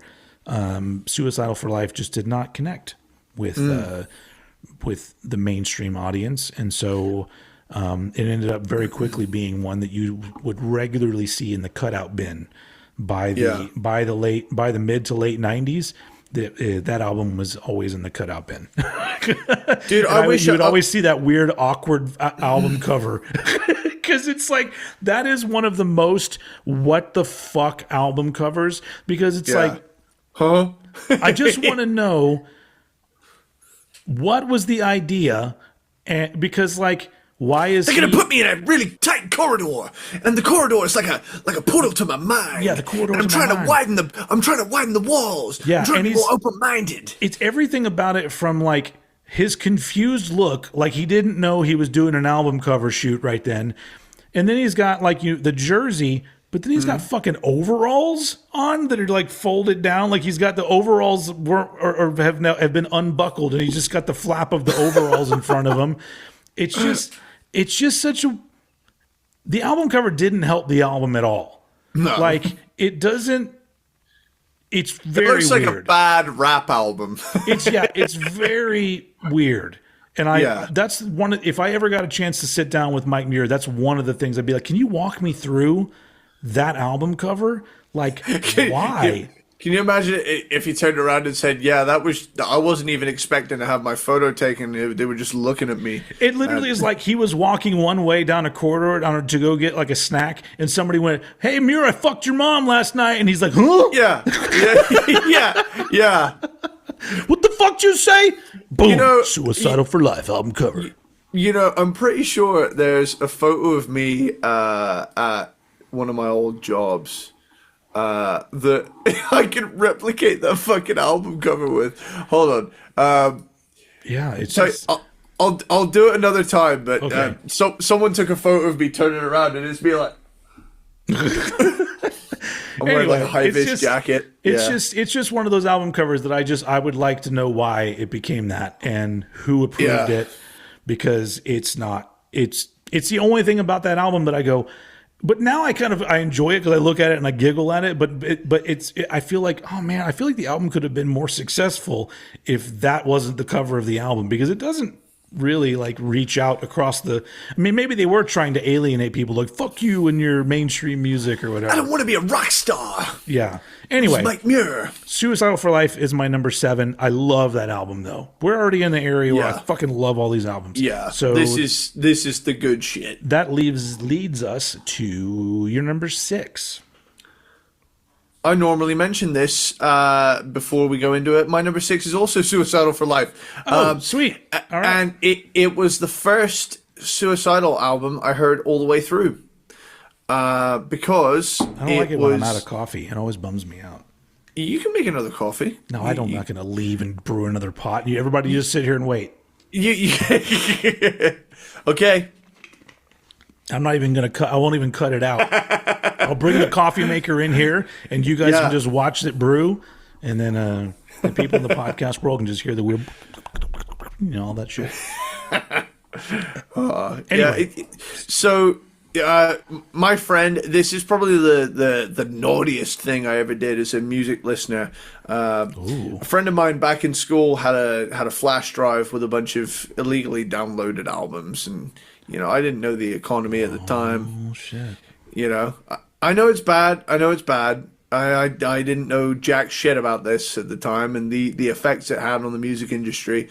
But I was just like, I mean, yeah, if you've got a bunch of albums I don't have, you may as well give them to me. I mean, we're friends and everything, and and for some reasons, this one Suicidal album was in there, and none of the others. Strangely, it was just this one. Yeah. Of all the albums to just have, this struck. Looking back, this is not quote unquote a celebrated album, but I think it's fucking great. I think it's a great early mid-90s groovy, thrashy, funky metal album. And I like the fact that it's bookended with some like kind of R&B skits You know, almost like they're playing into the whole, yeah, we've got hip hop and now we got some Boys to Men instrumentals going on. It's stuff like that. You know, I'm always down for a little bit of tongue in cheek, but pretty much everything you said is stuff I would say about it. It's a great early mid '90s groovy, funky thrash album. Me likey. And they're leaning into a little bit of, you know, how many F words can we get away with? Because it's the 90s now and gangster rap is just a thing. So, yeah. Simply put, Suicidal for Life, my number 6. Just look forward to in the future somewhere the new Grave Circuit album when we like try to put an F-bomb in every song title. Every word is fuck. Fuck, fuckity, fuck, fucking fuckity, fuck. Yeah. No, what we should do is we should have the titles all be like really offensive, but then all of the lyrics are actually like really nice. It's like that. What was it? That AC album that's just. Oh. I respect your feelings as a woman. And it's like the whole album is just acoustic songs with like really nice positive lyrics when. All of the other songs on all their other albums are like, I lit your baby on fire. Yeah. Too bad that dude ended up being a piece of shit, but whatever.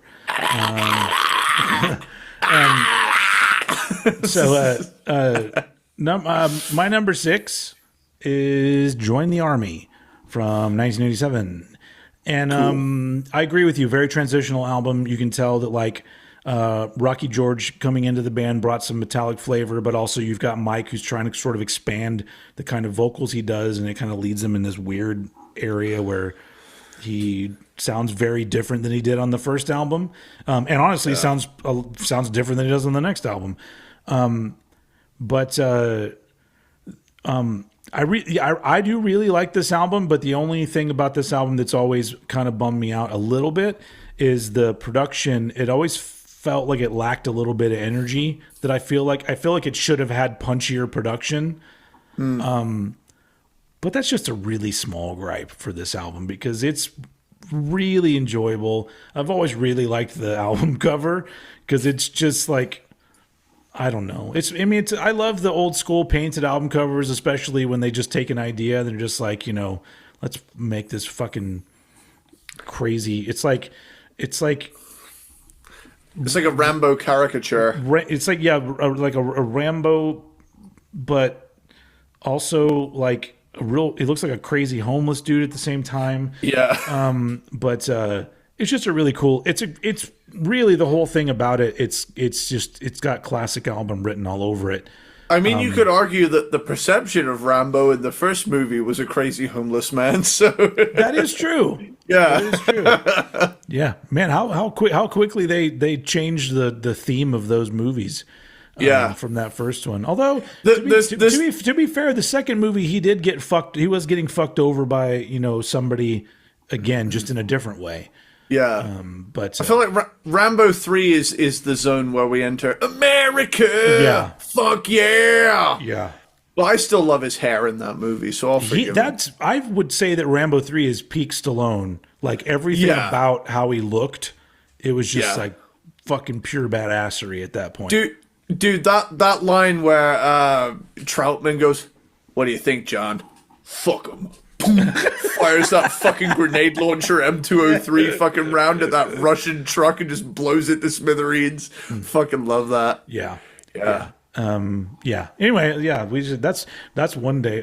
I feel like that should be an episode in its own where we just like rank like Rambo and Rocky movies. Please, or some shit. Please, can we do the Rambo movies? I want to rank those. And I will shit all over that most recent Rambo movie. Fuck him for making that movie. That was I haven't even seen it. Oh, Jesus Christ! I've seen the first 3 and the 4th one from 2008. Yeah, that's just stop there. That's it. Yeah, that's all you need. No, but you should. If we ever did that, you would have to watch that movie, and you will understand my rant because oh my god, like they had the possibility because it has aspects of it that I went, this could have been really cool, and it's not. Anyway, Oh, everything about it, down to like him not looking anything like Rambo. It's like it almost leads me to believe that Yeah. it wasn't an actual Rambo movie. They just said, look, nobody wants to watch this movie. What if you put, call it Last Blood, put it like, call it a Rambo movie. All right, fine, I guess so. I have a suggestion to mend your headcanon here. Okay. Think of it as Rocky had a dream where he's Rambo, Okay, I like that. and it's just Because honestly, I would say the it's same not a thing. canon event. Yeah, I'd say the same thing about that last Rocky movie, Rocky Balboa. Like, it had aspects of it where I went, this could have been fucking great. It's better than Rocky 5, but there's still things where I go, Jesus, okay. It's got things about it that are good, but mostly I don't like it. Can I vent for a second about Rocky 6? Sure, my dogs are already barking. Did I ever tell you about this time that I had a friend growing up who wouldn't believe that there was a 6th Rocky movie, despite being presented with the fact that there was a Rocky 6? And Well, it's not called Rocky 6, so here's the thing. This plays into it. okay. I distinctly remember about a year or so after Rocky Balboa came out, the 6th Rocky movie. Yes. It's not called Rocky 6, It's called but it Rocky is Balboa. canon, and it is called Rocky Balboa. Yes. Right? Yes. All of a sudden, right? Now, bearing in mind, I haven't seen the Rocky films at this point, right? But a friend of mine starts telling me, hey, I've started watching the Rocky movies, and we're only about 10 years old. Yeah. But here's the thing, right? I knew it was a fact that there was a 6th The Rocky dumb movie. conversations you have when you're 10 years old with people. I know. I just think it's so funny. This is such a funny kid story from when I was a kid. Yeah.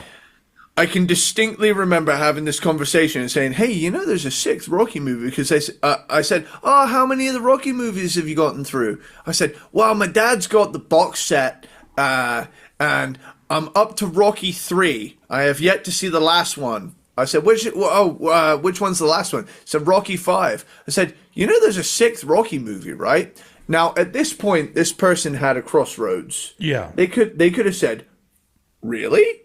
Or, there's no 6th Rocky movie, you fucking idiot. Which one do you think this person took? He clearly said there was no 6th Rocky movie. So the person in question now is doubling down that there is no 6th Rocky movie, to which I said, no, there is. It came out last year, the year of our Lord, 2006. I'm not religious. And this is I the wanted to say internet that. existed. To just Google it. Exactly. I tried to tell him, right? So we spent about a week bickering that there was a Rocky 6. And I said, look, dude, I don't know what to fucking tell you. You are going to eat crow when I show you this, right? I finally got around to their house at the weekend, pretty much for the sole purpose of proving them wrong. I said, take me to your family's computer right now. I want to show you that there's a 6th fucking Rocky movie in the franchise. They said, okay, but you're gonna look fucking stupid when you load it up and see that it ends at Rocky 5. There's a Rocky 6! It's called Rocky Balboa! To which they turned around and said, that's the name of the boxer, you dumbass! They said, yeah, I know! That's his fucking name! Just let me show you that there's a 6th Rocky movie. This is before Creed or any of that stuff happens. Sure. Right? At this point, I'm so angry because I know I'm right. Yeah. And this is like, bearing in mind, right, compared to this other person, I was the dumb friend at this age, right? Yeah. This is the one time I was right, and I wanted to relish that. And I turned around, and in the end, I said, right, we're going to go on Google. I'm going to type in how many fucking Rocky movies there are. How many Rocky movies are there? There are 6 movies in the Rocky franchise, the 6th of which being Rocky Balboa. I turned and I did the slow side-eye head turn of this. Are you ready? Yeah. Sorry, podcast people, but it was good. And they turned around and said, oh, it must have been a fucking fan movie or something. I said, he's in the movie! Sylvester Stallone is in it! At which point, about 2 weeks later, they turned around and said, sorry for trashing you so much. There's a sixth Rocky movie. I said, thank you. And then we ate our PBJs and went about our day. Yeah. So there you go. I just and it's thought, not even a movie worth arguing about. But like the craziest thing is like I felt I felt so vindicated in a situation where this person has seen the movies and I haven't, but I know they're wrong. Yeah. and I had to be right. And it's one of few times I could genuinely turn around and say, Eddie wins, baby. Nice. And now I'm right all the time on my podcast. So, all right. Well, on that note, we should move on because I said number 6, join the army. I love it, but it's not my top 5. So, what is your number 5 Suicidal Tendencies album? My number 5 Suicidal Tendencies album is Suicidal Tendencies. Okay, I'll accept that. It's in the top 5. Many would consider this too low a placement. I'm coming at it from the angle of I discovered Suicidal through metal, not via punk. And I will say, with every passing year, I get more and more punk. People often talk about punk being a young man's game, or people turning around and saying they started out punk and then they became a fucking accountant within 15 years. Mm-hmm. I'm doing the opposite, baby. I started out a metalhead, and I'm just getting more and more into. I'm chipping away at the punk thing. You just wait. You give him another year, he's going to have metal stars on his forehead like Vivian from the Young Ones. That's going to be his next step. Yeah. This mane ain't going though. This is here to stay. No, unfortunately, you won't get the spiky hair. No. Well, I mean, I could spike it out, but it would be crazy long. Speaking of him, I did not know that Adrian Edmondson was doing like serious work. Vivian from Young Ones, but he's in fucking Alien Earth, the new Alien show, which I highly recommend if you all are on the fence about it. It's really fucking good. But I saw this dude and I'm just like, is that fucking Vivian? And he's not. Look, it's either Vivian or he's like one of the Dangerous Brothers or something like that. I'm just like, oh, but this is like a legit. He's an old man now doing serious roles. I'm like, that's fucking great. But just makes me miss Rick Mayall. Rest in peace, Rick Mayall. That guy fucking ruled. Rest in peace. Anyway, okay. I don't know what to do here. Where are we? Oh, we're talking about Suicidal Tendencies. Debut and one of the greatest hardcore punk albums ever made. Yeah, I love it. Love it. It's excellent. It even has a little bit of thrash in there. Sure. But all in all, it's just a fantastic early example of that crossover thing. And while it is mostly rooted in the punk thing, again, like Join the Army, it still has a lot of metal to it as well, which is a nice starting point for someone like me who discovered a lot of punk stuff through the metal bands who also liked it, that then like blended it together. And to be honest, in a world now where hardcore is indistinguishable as to whether or not it's metallic or it's more punk, it's all heavy. Yeah, the hardcore is fucking exploded. Where it's like it's the new, it's like that the new genre where it's just expanding in every possible direction. Yeah, which I think is fun because it's like unfortunately it's an oversaturation of bands now. Some of which sound like a whole bunch of other bands, but you're having so many standout bands where you're just like, whoa, what the fuck was this? Where did this come from? And it's like, I love that I don't give a fuck quality of music.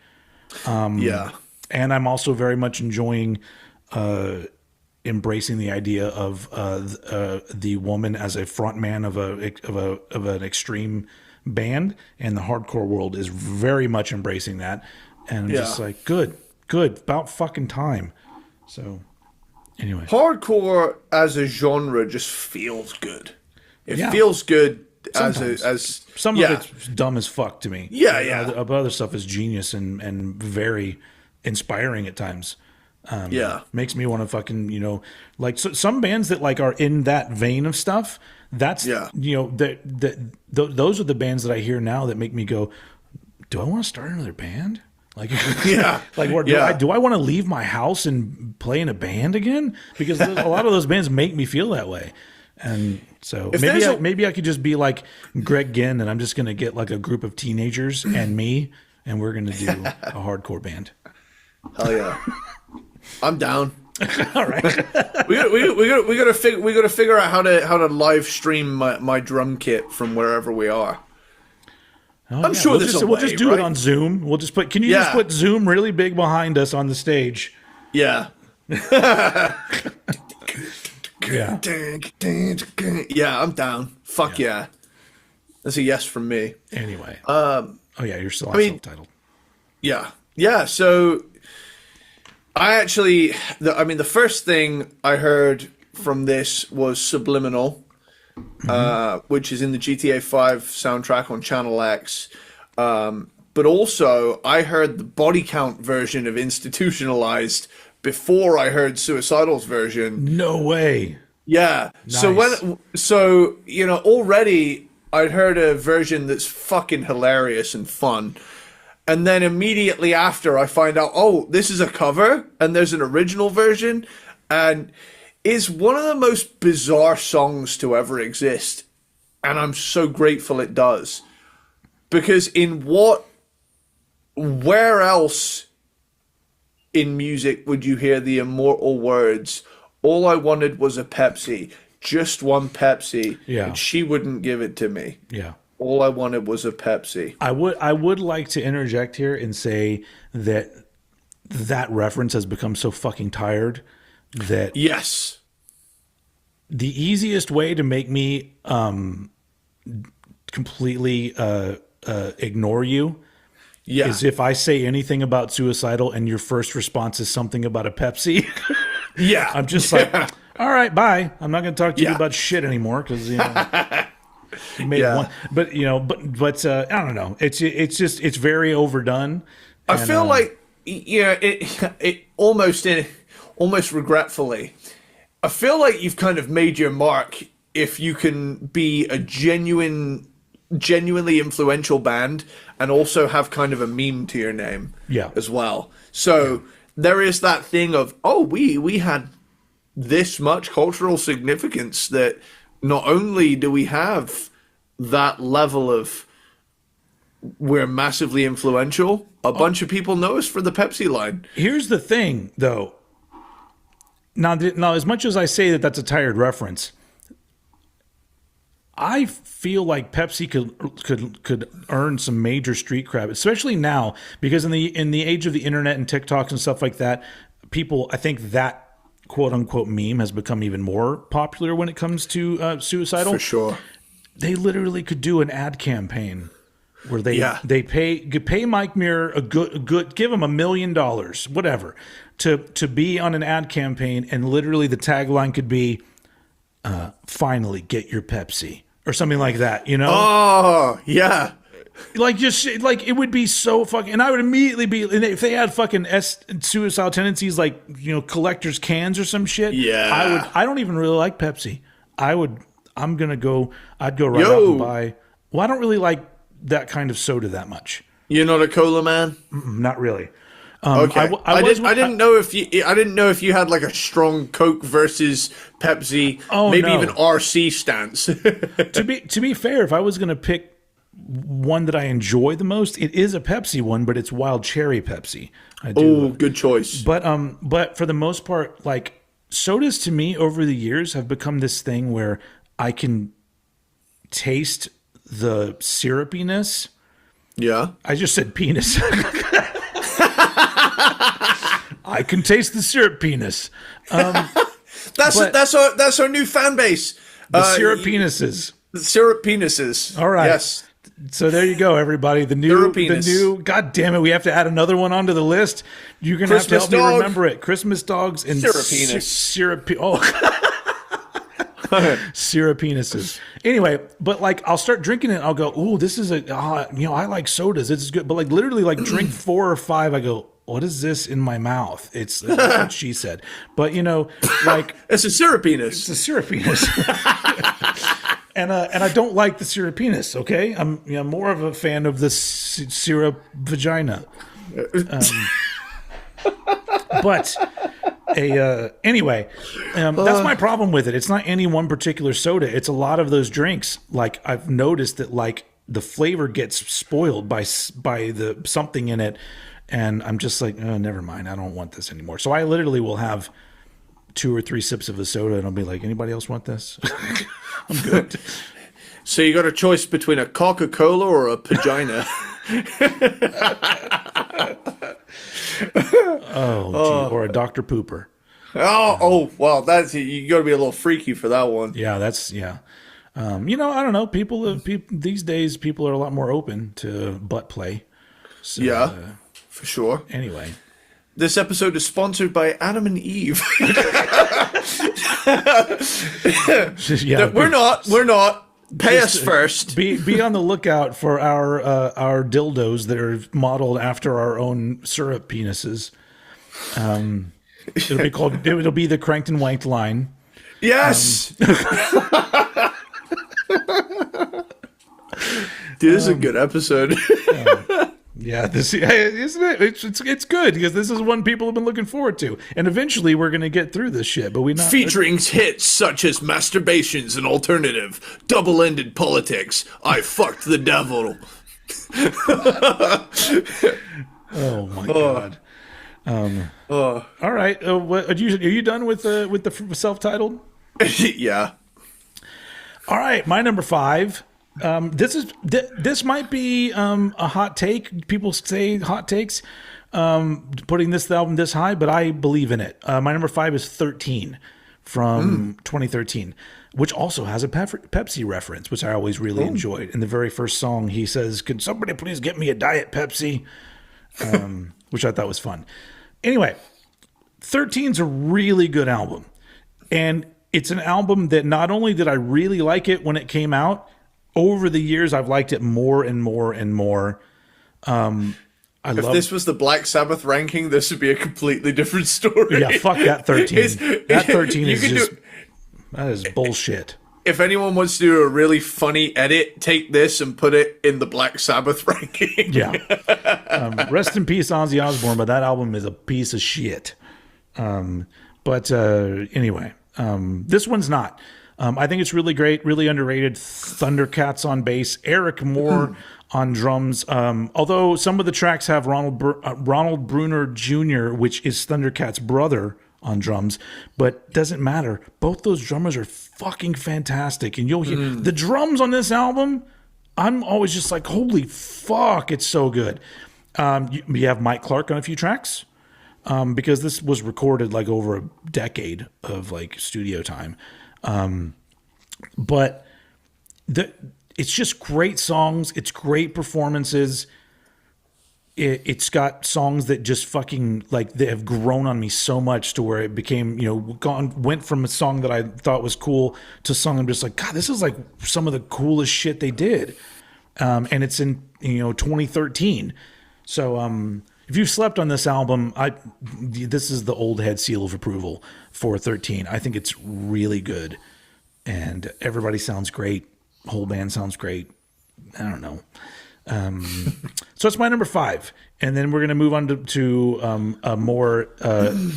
My top 4 is like probably everybody's top 4. Well, I don't know. There's one in there, but we'll move on. So yeah, number 13 is fucking great. Moving into the top 4, Eddie Sparxx. Eddie Sparxx. Oh, I don't know.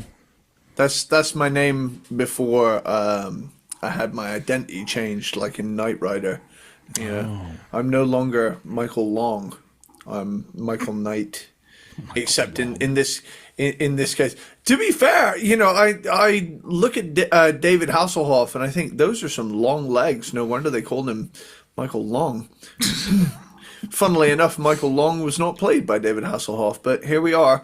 I've been loving Knight Rider in the morning. That's a great way to start my day. Yeah. I have not seen Knight Rider. I loved Knight Rider when I was a kid, but I have not seen it since then. It's like the perfect amount of camp cheese 80s-ness that I fucking love. I had a fucking kit that was like this big, and it had a Michael Knight like figure that sat inside it, and you would push a button on the back of the car, and it would do like it would do that. We did the and it's I think it may have done some other sound effects too. I just know that like I loved that toy when I was a kid. I had so many great toys when I was a kid, but when I got older, I just sold them all at garage sales and stuff. I had the entire Tron toy run from the 80s with the light cycles and all of the figures that you could like see through them and stuff. That's one of those things that I look at myself and I go, what a fucking idiot, dude. I probably sold them at a garage sale for like $2 a piece or some shit. And did you ever have Castle Grayskull? I had Castle Grayskull and I had Snake Mountain. Oh yeah. Damn, yeah, son. I had a lot of He-Man stuff, and then I had some Ninja Turtles stuff as well. Not to mention hand-me-down original Star Wars stuff from my older brother. Nice. But that wasn't me. Like that was, I think I had some originals from like Return of the Jedi because I was old enough to get into that stuff. But anyway, but yeah, like I remember like I was a teenager and a friend of mine was having a garage sale, and I sold so much shit that now I look back and I go, that was really dumb. Because I could have gotten more money for it eventually, but not only that, the shit like the Tron stuff, I wish that I just still had it because I love Tron, the first Tron. I haven't even seen the new Tron. I don't know. Somebody in the comments, is it worth seeing? Because soundtrack by Nine Inch Nails. That's really the only things. Because I enjoyed Tron. Is it called Tron Legacy? Is that the one that came out like 10 years ago or some shit? I enjoyed that, but it's nowhere near, it doesn't have the same effect on me as that first Tron movie. So I just kind of like, it's fine that they're making more movies and keeping the Tron name alive, even though the character Tron isn't in the movie. Like I mean, Tron, spoiler alert, Tron dies in the first movie. His legacy lives on. I guess that's why it's called Tron Legacy, and now this is called Tron Reloaded. Like, what is this new one called? I don't fucking remember. That's Matrix. I don't know. Anyway, one quick little thing I'll say, talking about toys that, pardon me, we did or didn't get rid of. My claim to fame is that I have Thunderbirds Tracy Island, and I don't know if you know, but that fucker caused riots in 1992. So, oh wow, no, I did not know that. So, well, Black Friday levels of retail violence. Yeah, because that did not happen over here. Nobody was playing with Thunderbirds in 92 here. So basically, Thunderbirds went through a serious renaissance over here in the 1990s. So, I think something to do with like BBC got the rights to start showing it again, and it became like a staple kids show, like 30 years later somewhat. But anyway, they brought out this thing where it's like, oh, look at the toy to get your kid in 1992 in the UK was the, what's it called? Tracy Island playset, complete with all of the Thunderbirds miniature versions, and they all deployed from their own area of Tracy Island. Obviously, like the pool comes away, you have a little thing to pull the pool across so Thunderbird 1 can go up. Thunderbird 2 comes out of the front. Thunderbird 4 comes out. All sold separately, by the way. No, it's all together. It was all together. Holy shit! No wonder that was a big deal. It was a big deal because you had all the fucking Thunderbirds. I don't know if Thunderbird 5 was involved, but it had 1 through 4. Nice. It's an awesome playset, but they did not manufacture enough to cope with the demand. So that Christmas, Tracy Island was the cause of a lot of either disappointed children or very fast parents. Yeah. I'm trying to think, like in 1992, what was the equivalent of that over here? I don't really know. I mean, at that point, never mind. it was already like, Super Nintendo or some shit over here. Yeah. That was, or Sega Genesis. I don't know when that came out. I think Sega Genesis was 94. Toy wise, There was that year that fucking Cabbage Patch Kids were causing riots in the 80s. Yeah. And then later on, was it like a fucking Tickle Me Elmo or some shit that was I had a Tickle Me Elmo.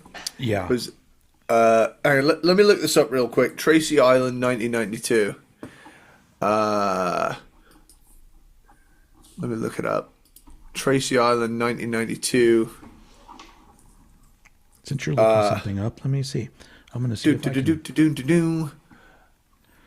What was the most sought after children's toy in America Christmas 1992?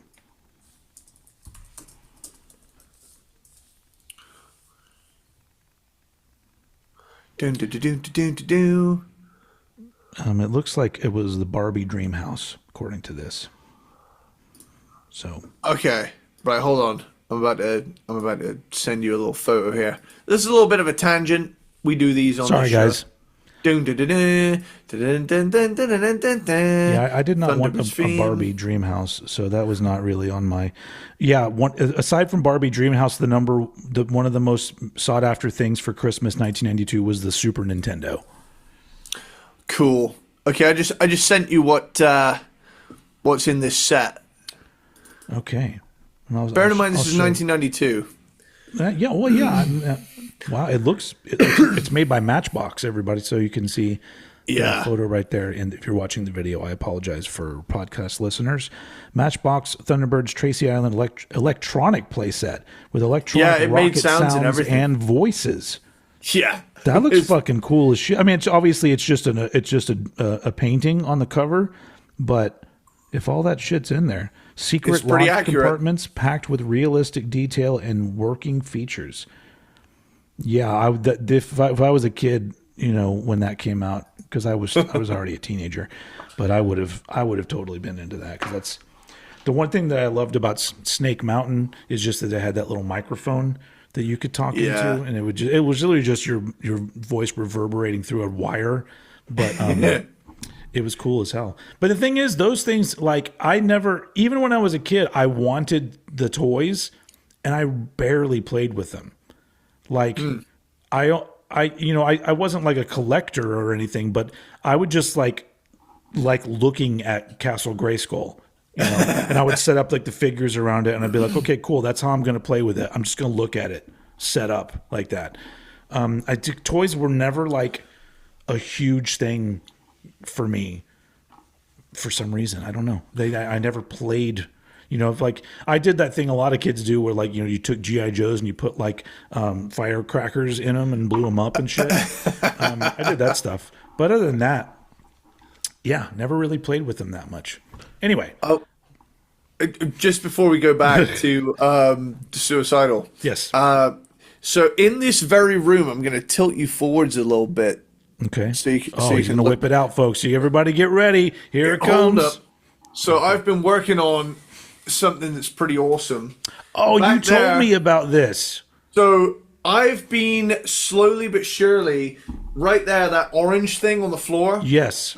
That is one of the pieces of the Kinect's Big Air Bowl Tower. And I wanted that so much as a kid. I played with so much Kinects and Lego. I really liked building shit. Yeah. And I've put together like so much of my Kinect sets. Now, the awesome thing about, both of our partners is that they'll do cool shit for us. Like, the old head video thing you mentioned. I've been watching a lot of Samum lately. Oh, yeah. Those are fun. And shout out Mark Smurl. I think it's really cool whenever I get a little bit of, airtime from him. He'll mention Eddie said, and I'll think, oh, that's awesome. I love this guy. Yeah. Shit, I mean, yesterday Mark was at a fucking Doctor Who convention, and he was sending me pictures to send to you. And half those things, I was like, I don't even know what the fuck this is. I know what a Dalek is, but this other thing, I don't know what it is.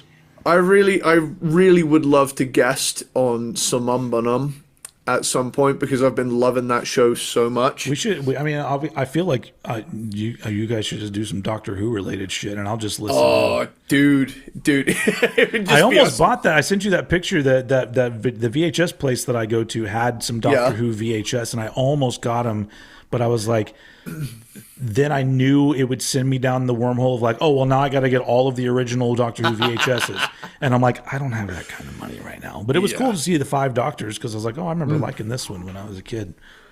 Anyway, Hell yeah, yeah. Sorry, as I was saying, my yes, that thing. yeah, so the Big Air Ball Tower is like the one thing I never got as a kid, and it was this like hunt for ages to find one.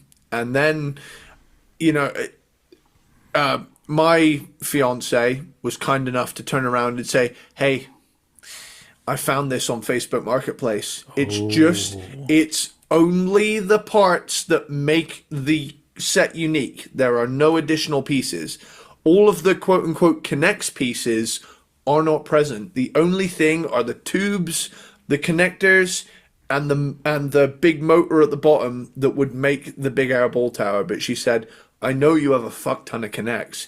It comes with the instruction manual. You could probably build it with what you have." Mm-hmm. I started building this fucking thing. Yeah.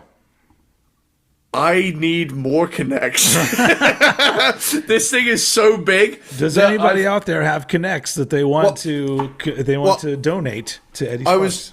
I was lucky enough to run into. I was at like a car boot sale in the summer, and I came across a big like case of it, and I was like, "No way!" Come to find, it's like a vintage set. It's like from '95 or something. Oh wow! But I even had to dig out of the attic the pinball machine that you could make out of connects as well, and it's awesome to have all of this stuff. I was a real I don't know what you'd call me, a very construction kid. I was always making shit, and yeah, if I wasn't gaming, I was making something. Yeah. But yeah. Like I said, how did we get here from Controlled by Hatred feel like shit? Deja vu. Well, you didn't start. You didn't even go to that. Is that your number 4? Controlled by Hatred feel like shit? That is my number. That is my number 4. Controlled by Hatred / feel like shit. Ellipses. Deja vu. Right. I was unaware that it was. Re-recordings of anything. I assumed they were just on fucking fire. On the heels of How Will I Laugh Tomorrow, but you know, despite the fact that there is a video edit of How Will I Laugh Tomorrow, and also the heavy emotion version, you know, which has always been a little bit awkward to me. The acoustic, parts, but whatever. But I also kind of love that it exists. Oh yeah, me too. And I hear parts in it where I think, wow, they really made an MTV Unplugged thrash song, which is pretty cool. But yeah, like I say, it's a fantastic release. I'm so glad it exists because it sounds fucking awesome. Mm-hmm. It's got a great sound to it. All in all, it's 40 minutes of thrashy, groovy fun, and I fucking love it. It's great. This whole episode, I've just been thinking how much I kind of like this bandana look. I've got a bunch of other bandanas in different colors. I might just start rocking this look. Might as well.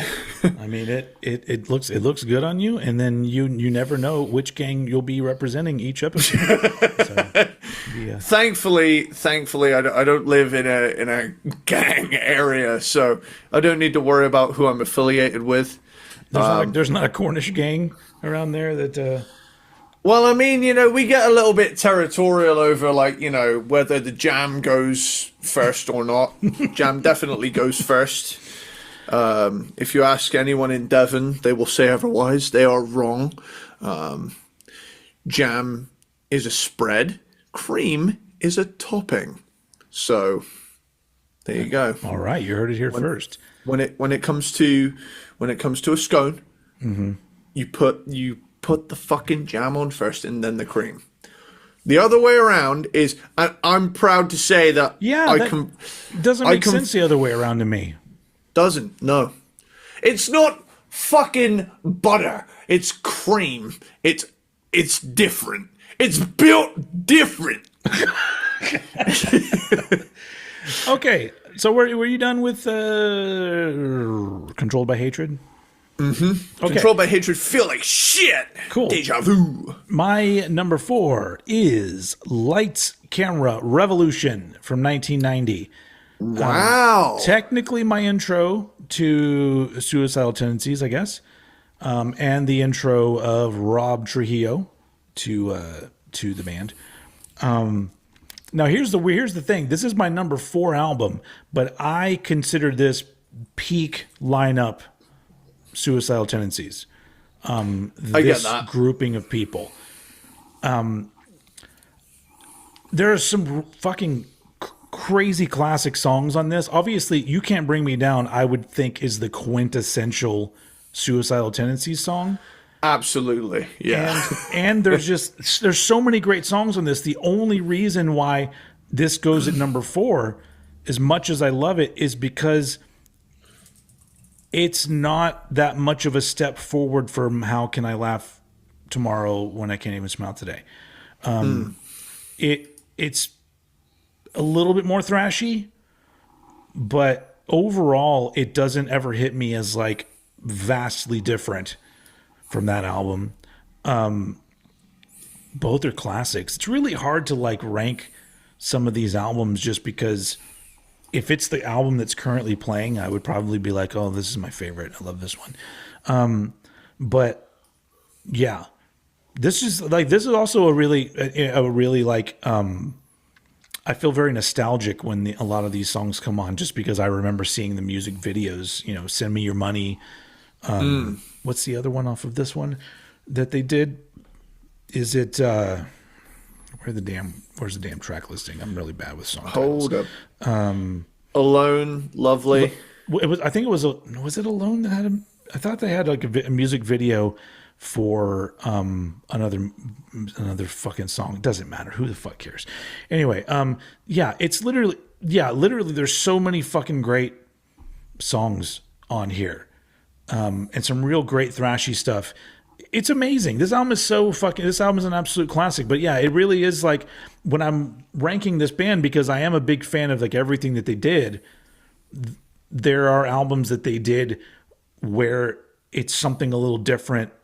And to me, it's like the best example of that thing that they did. And this one is really great, but it's not like hugely different from the album prior. 2 albums prior to that, I guess, because prior to this is Feel Like Shit, Deja Vu, and that kind of shit. Anyway, whatever. Lights, Camera, Revolution is amazing, and it's an absolute classic.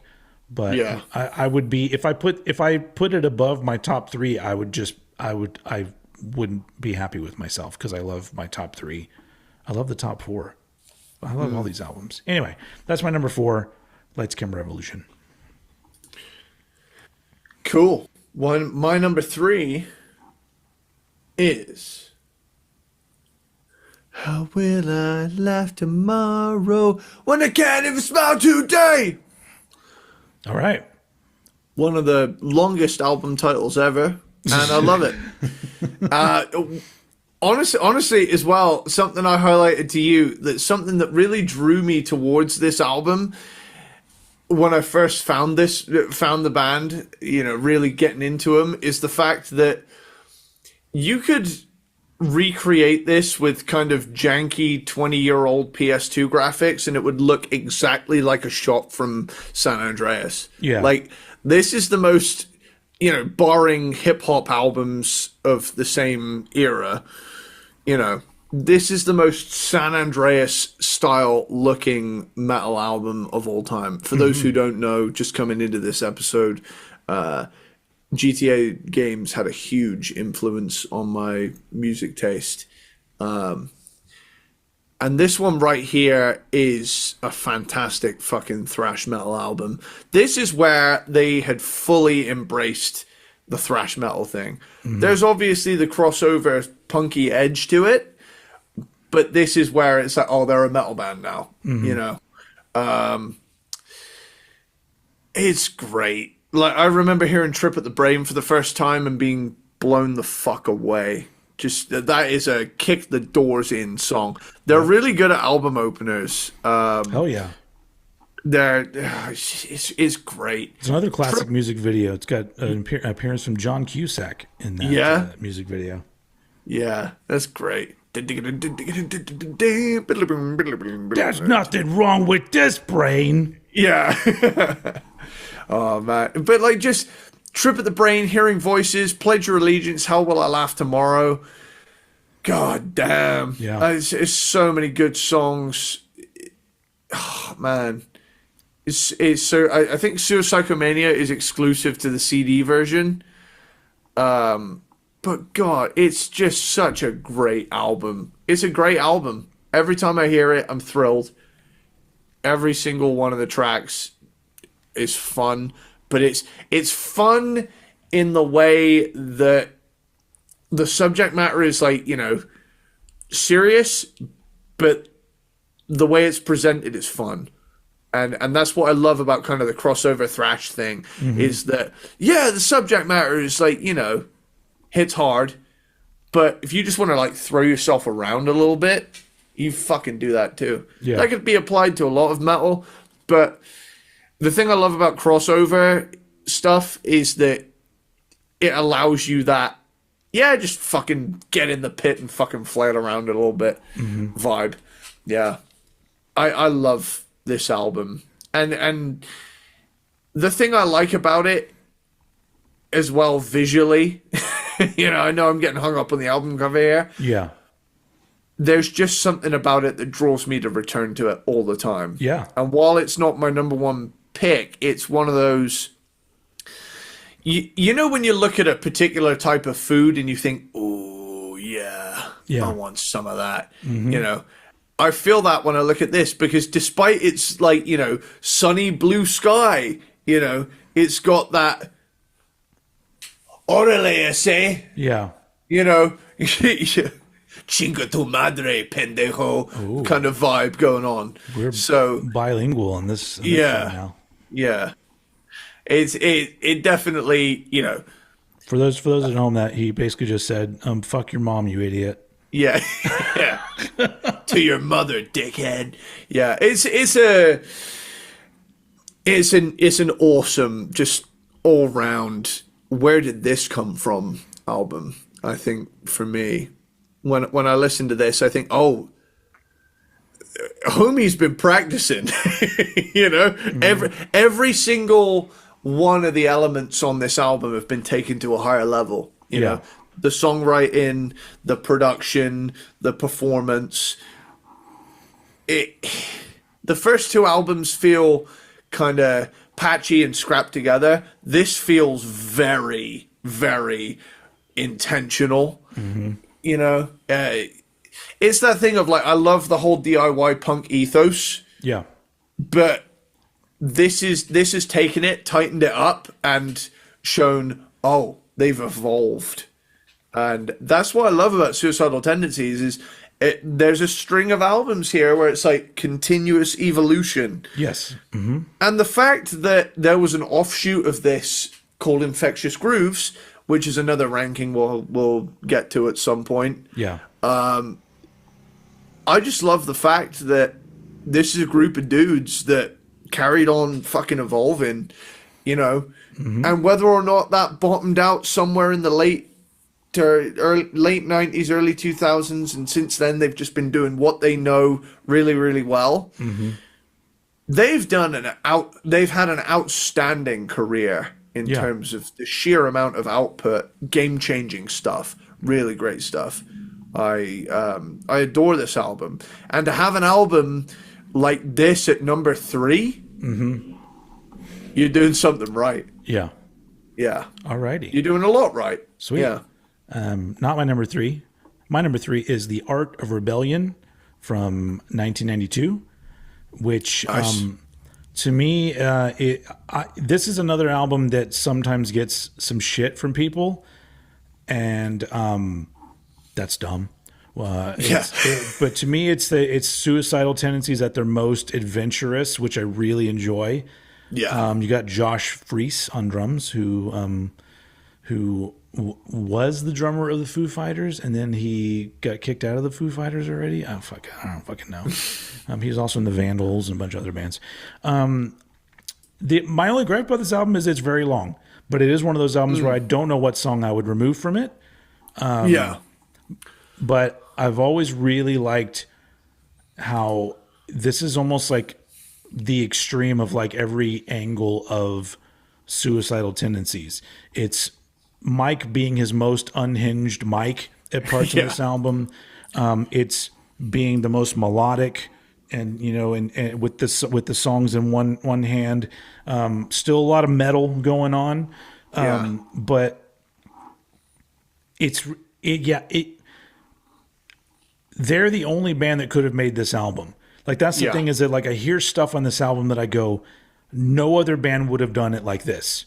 And that's pretty fucking amazing, because I mean, you could say that about a good handful of their albums. No other band could have done these albums. They're very unique. But I think Art of Rebellion is unique in a way that they've never done anything like this. I mean, sure, like, Free Your Soul and Save My Mind has a good variety of songs, but that's in a smaller, playing field. This is much more like all rules thrown out of the window. Obviously, at this point in '92, Infectious Grooves has already started, and I feel like Mike surrounding himself with these great musicians that could just do anything. They could write anything, and he's writing stuff too, obviously. But I just feel like Art of Rebellion is just such a great example of a band that came from one area, said, we don't give a fuck, we're going to do whatever we want to do, and then continued to do that even further on this album. And it's always just been a great album to me, because I'm just like, God, these songs are so great. But I love it when a band just goes, fuck it. Why do we have to sound any one particular way? And I love Mike Muir just having a major label backing him up and being like, hey, whatever you want to do, what weird vocal thing do you want to do on this? Go ahead and do it. It's fine. Do it. Yeah. And I can understand if people really want everything just to be thrashy metal all the fucking time, that a lot of this album is probably difficult to listen to for them. But I'm not interested in them anyway. I just think this album's great. But clearly it's not my favorite or even my top two, because it's my number 3, Art of Rebellion. Cool. My number 2 is Lights, Camera, Revolution. Noise. Lights, Camera, Revolution is a fucking masterpiece. It's great. It is top tier thrashing.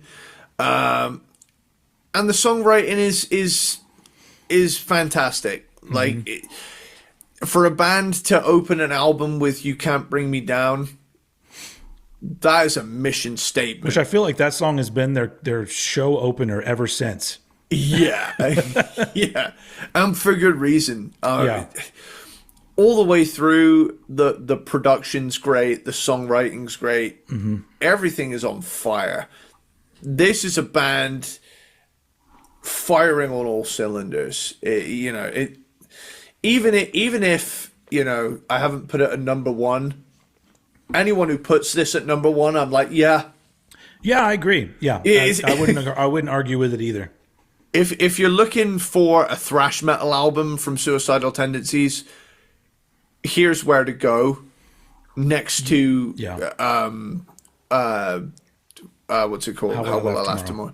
Yeah, those two. If you want Suicidal as a thrash band, go for that. Start there. Basically, if you want more of the punky stuff, go the 80s route. You want more of the alternative funky stuff, go the 90s route. This is really, if someone asked me like to introduce them to Suicidal Tendencies, I'd probably hand them this album. Yeah. But there's a generous amount of like a little bit of funk influence in here, in no small part due to the addition of Rob Trujillo. You know, Yeah. absolutely killing it on the bass, especially in those little breaks in "Send Me Your Money" where he just does a little like solo bit. Yeah. Oh, yeah, it's great. It's a great album. Yeah, I mean, all I'm gonna say is these 10 songs are fucking great. Yeah. There you go. It's groovy, it's heavy, it's thrashy. There's enough of everything to please pretty much any metalhead. Bada boom, bada bing, buy this thing. Oh, it's nice. That was a rhyme. I liked it. Yeah. My number 2 is the 1983 self-titled Suicidal Tendencies album. One of the best Fair play. albums. One of the best albums ever made, in my opinion. There's only a few albums I can think of from the hardcore or even the punk world that capture the feeling of like a young angst-ridden confusion. Like, you know, Minor Threat did that pretty good. You could say like, you know, early Black Flag or something like that. But this one is like, this album has always felt like you had to have been these people at this age to make this album. And I love that about it because like, here's the thing, there's a lot of like quote unquote classic punk and or hardcore from back in the day that has risen as like, you know, of bands that people talk about. And a lot of it's not great. Aside from the fact that it's young people honestly making noise. Yeah. And some of it's, you know, so it's varying levels of good. But it's all, you know, the one thing they all have in common is it's all like pure, or it seems pure. Because at that point, this was not music that there wasn't a possibility of becoming a rock star. It was not in the cards at the time. So, but the Suicidal Tendencies album to me is the best example of just like that. What's the plan? There is no fucking plan. It's just literally pure adrenaline, emotion, angst, everything just like thrown into these songs. And it's just so, it feels so good to put it on. Like, you know, even as a man, you know, hurtling towards his 50s, it's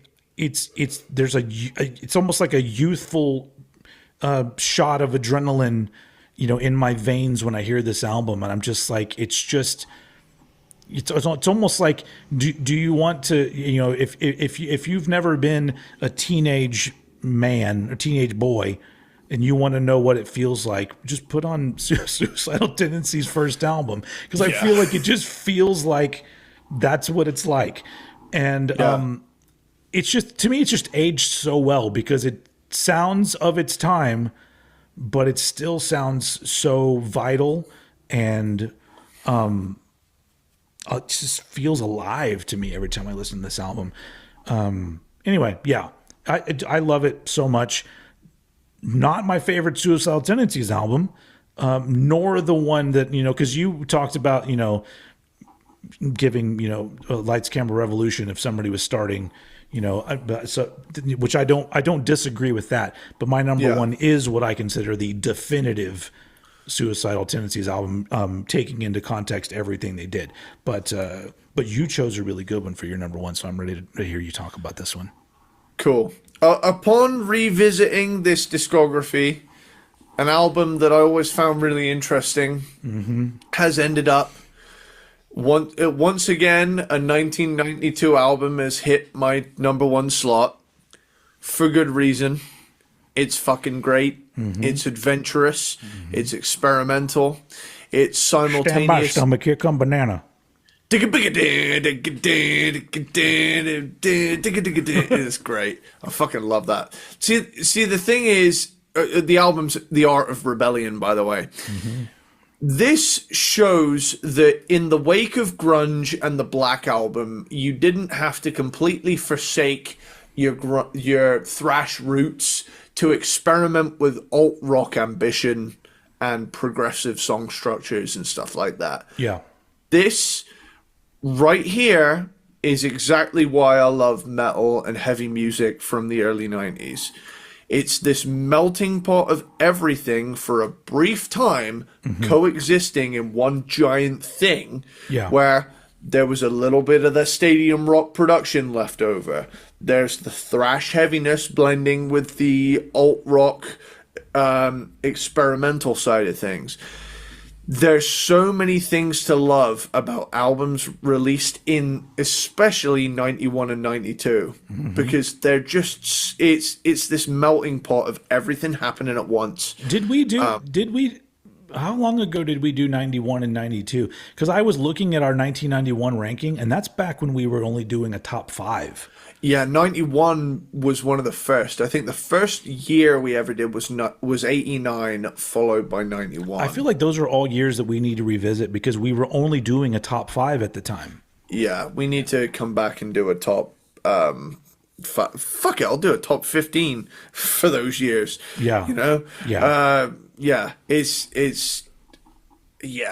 There's so much good stuff during that time that we, as open-minded individuals who don't shit on any one thing and just enjoy things for what they are, you know. Yeah. But the great thing is, like, you know, people see some people paint this picture that all of these bands were all trying to make the same kind of album, and that's just not true. Like every one of these metal bands that started to expand their sound in the early 90s, the thing is, Suicidal Tendencies was already that kind of band that didn't follow any rules. It just so happened that everyone else caught up to them and went, oh, we don't have to keep doing the same kind of album. And they all just kind of did it at the same time, but they all approached it in their own way. Like literally prior to all the thing is that some people seem to forget is that prior to that, to like a lot of these bands, 1990, you had Death Angel putting funk in their shit. Yeah. People forget that there's funk and ballads and shit on some of those albums. And so it was already like pushing towards that why do we need to fucking sound one particular way? It just so happened that it culminated with shitloads of bands doing it at the same time. But I think that this album is like one of the best examples of a band just being like, we don't have to fucking do any of that shit. Here's what we're doing, you know? Yeah. Yeah, it's a great era, and I think it's sorely overlooked in the grand scheme of things. I love albums that released during this time because it really embodies the I didn't get into music for fucking rules mindset, where all of a sudden all these bands were like, oh, we can do whatever we like, and then very quickly in the 90s, again at some point someone flicked the switch and said, oh wait, no, okay, we'll behave. And it's like, no. Yeah, they ruined it. People ruined it. Yeah, people fucking ruined it. People suck. Yeah. God. people are really good at like the masses are good at like bringing something up and being like, you're amazing, do whatever you want, psych, and then just dropping it. Yep. It's like that. It's like that Toy Story clip. It's like people in the 90s when they get given the best music of all time. That Toy Story scene where Andy goes, I don't want to play with you anymore, and drops Woody. And it's like... Yeah. Yep. And well, now I'm telling you, it's because we were spoiled. We were spoiled. And now there are fucking AI artists being given millions of dollars for record contracts. Especially in country music. There's one of the top I saw AI artists is a country artist. If I may throw my 2 cents in regarding country, when I say I like country, I like Johnny Cash, Willie Nelson country, the old country, not you're wasting that on me. I don't give a shit. Not rest in peace. Well, here's the distinction. I like Johnny Cash, Willie Nelson. Miss me with the rest in peace Charlie Kirk fucking country, right? Absolutely fucking miss me with that, right? I think there's a big distinction between Blue Eyes Crying in the Rain and I miss you, Charlie Kirk. Oh, Jesus Christ. That's a song? That's a real song? I've heard songs of the ilk. Some Christ. I've heard. They may be AI. They may be not. I think that Let's hope they are, because who? it's really At least there wasn't a lot of work done on them. yeah. But that gets into a totally different discussion, because like if you really dig into any country artist's discography, there's a lot of cookie cutter in there for even the best For best sure. country artists. For sure. So And yeah, I will say, knowing that you're from Texas, I get that you're burnt out on it. very. However, I grew up with it in the background, and I find it a very comforting ambience. Yeah. So Yeah. it's one of those things where it's like I get why you don't, but I still sometimes I find myself listening to a little bit of ding ding ding ding ding ding ding. Jesus. Where are we? How do we get here? Let's get out of here. I don't want to be. Yeah, in this. yeah. Is it time for my number one? Art of Get Rebellion. us was out your of the number one? Everglades, please. My number one. How will I laugh tomorrow when I can't even smile today? It's such a Today. It's such Sorry, a long, I was doing gang vocals. It's such a long title that sometimes I just get it totally wrong, and I've just started calling it "Laugh Tomorrow" because I'm just. How will like, I there's laugh too- tomorrow when I have to go to Asda and buy milk? Yes. So it's a very long title, but I've always really liked it. Like that's one of the many things about this album that is unique and doesn't fit in anywhere. Like that's not an album title that other thrash bands or other metal bands were using. No. And everything about it, from the album cover to even in the songs themselves, because you have some straight up thrashers, but then you do have the title track, which is Yeah. part ballad.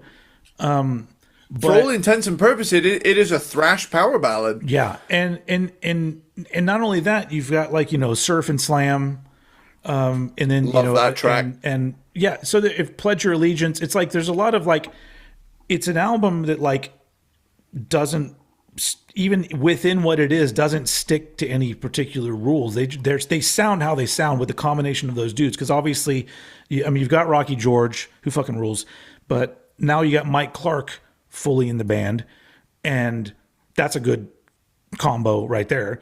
Shout out to Bob Heathcote on bass. Rest in peace, Bob Heathcote. I'm actually friends with his son, Chris Heathcote, who was like a fan of my stuff. And very quickly I learned that like he's very supportive. And then one day he just dropped that little nugget on me, like, "Oh, do you know my dad's Bob Heathcote from that Suicidal album?" I'm like, "No fucking way." Nice. And essentially, like, if the Bob Heathcote quit Suicidal Tendencies because he was going to go be a father, which would have been him going to raise Chris, because Chris was born in '89.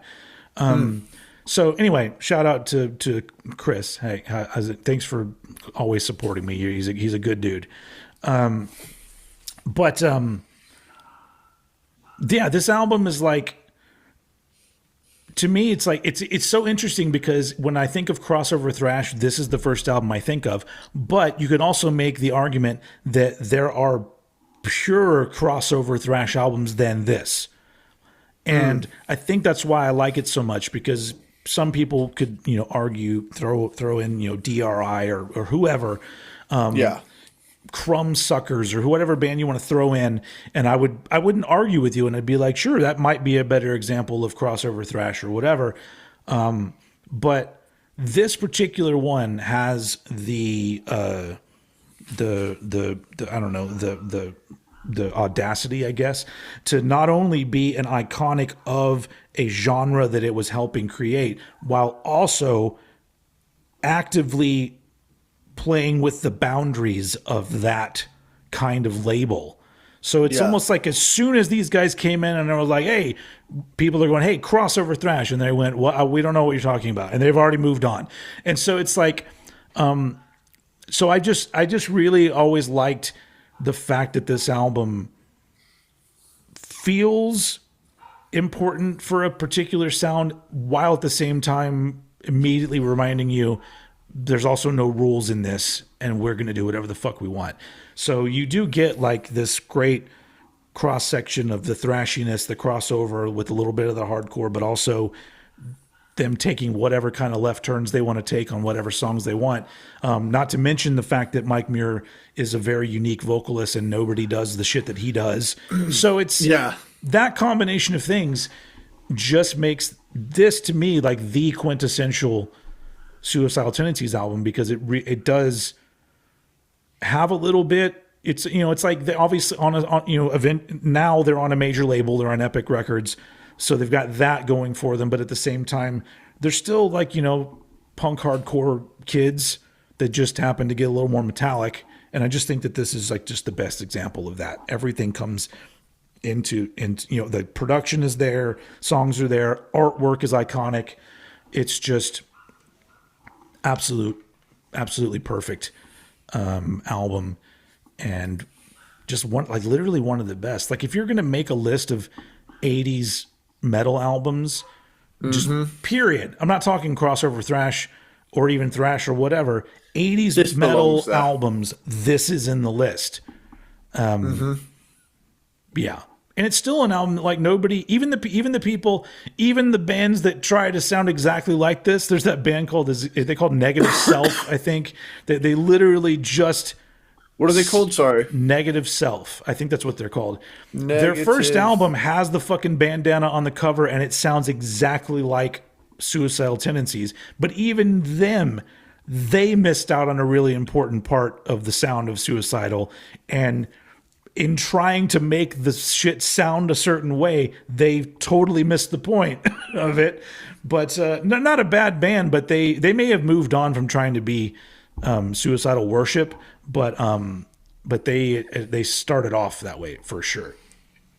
Oh yeah, I'm looking at it right now, and they're not American. I think they're like Swedish or something. tell me you're influenced by Suicidal Tendencies without telling me you're influenced by Suicidal Tendencies. Yeah. So that Hell, they did. Yeah. So that's one of the things is like this album is like, you could look at it and go, you know what, we're going to make our sound just like that. And then I can look at it and go, well, you didn't. You tried your best. You took some elements, but you didn't do it, because it's that kind of unique and cool of an album. Anyway, so that is my number one. How will I laugh tomorrow when I can't even smile today?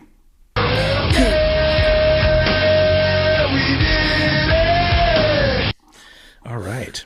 And you say you did it, but sometimes you don't always do it, and it doesn't always work out the way you want. And You get real frustrated. And you get real frustrated. And it's Yeah. So there you go, everybody. We did it. We finally did Suicidal Tendencies. And I hope you all enjoyed it. It's been a long one and rant filled, and I know people like that as well. And we got more shit coming. hell yeah, we do. I mean, we have so much. Like every time, like, you know, when I tell you, when somebody suggests a band and I go, it's on the list.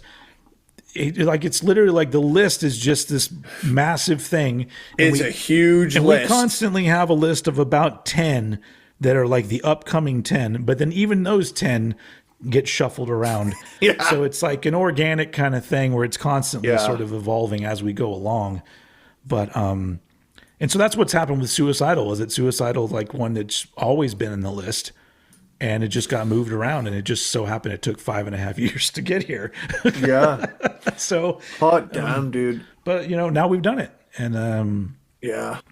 I guess further down the line, Infectious Grooves will get an episode. I'm sure, judging by how into Suicidal Tendencies I am, having revisited them, I don't think it'll take long to do Infectious Grooves. I think Infectious Grooves will happen within the coming year. In fact, I'm going to add them. I think it's only 4 albums, Infectious Grooves. Let me look it up. Suicidal Tendencies, well, that's fine. Mike Muir. Fuck it. You got Infectious Plague That Makes Your Booty Grooves. Move. You got Cercipius Arc. You got, was it Masparacho? Let me look it up. And then, is it called discography. Groove Family Psycho? I think that's it. Plague That Makes Your Booty Move, Cercipius Arc. You got the what's it? The Great Infectious Cover Up. Groove Family Psycho, Groove Family Psycho, Friends and Family Volume 1, but that's a compilation. Yeah. Psycho Myco, Schizophrenic, Born Again, Problem Child, Mas Baracho. Oh, yeah. Groove Family Psycho. Oh, okay, so that one won't be as long. No. Though, to have that many albums with your flagship band and having the side band also be that good, yeah, that's cool. Yeah.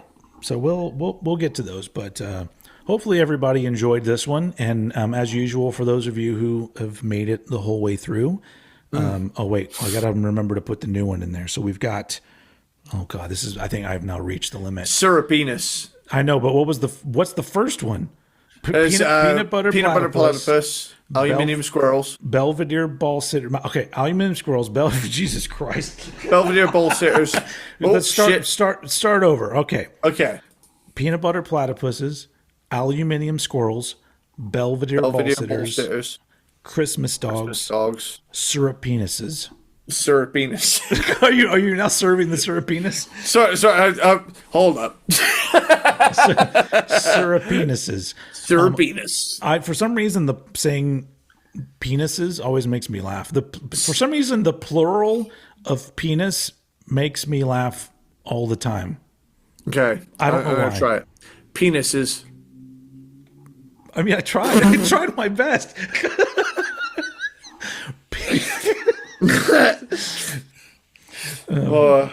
Anyway, dude. So there we go, everybody. Thanks for being here. Thanks for watching. We'll be back next week with some more shit, and hope you put your comments, put your thoughts in the comments. If you're in the podcast world, send me an email, oldheadpodcast@gmail.com if you want to.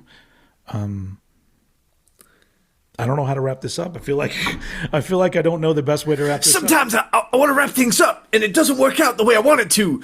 And sometimes you got to wrap up a podcast, and you just don't know how to do it. And I'll figure it out, and I got to figure it out, but I don't know quite how to do it yet. And you know what they say? Sometimes you got to take some Diet Coke, and you gotta blend it with a little bit of Kool-Aid, and you got to say, "Hey man, you're suicidal." I say, "No man, I'm later, dude." Nice.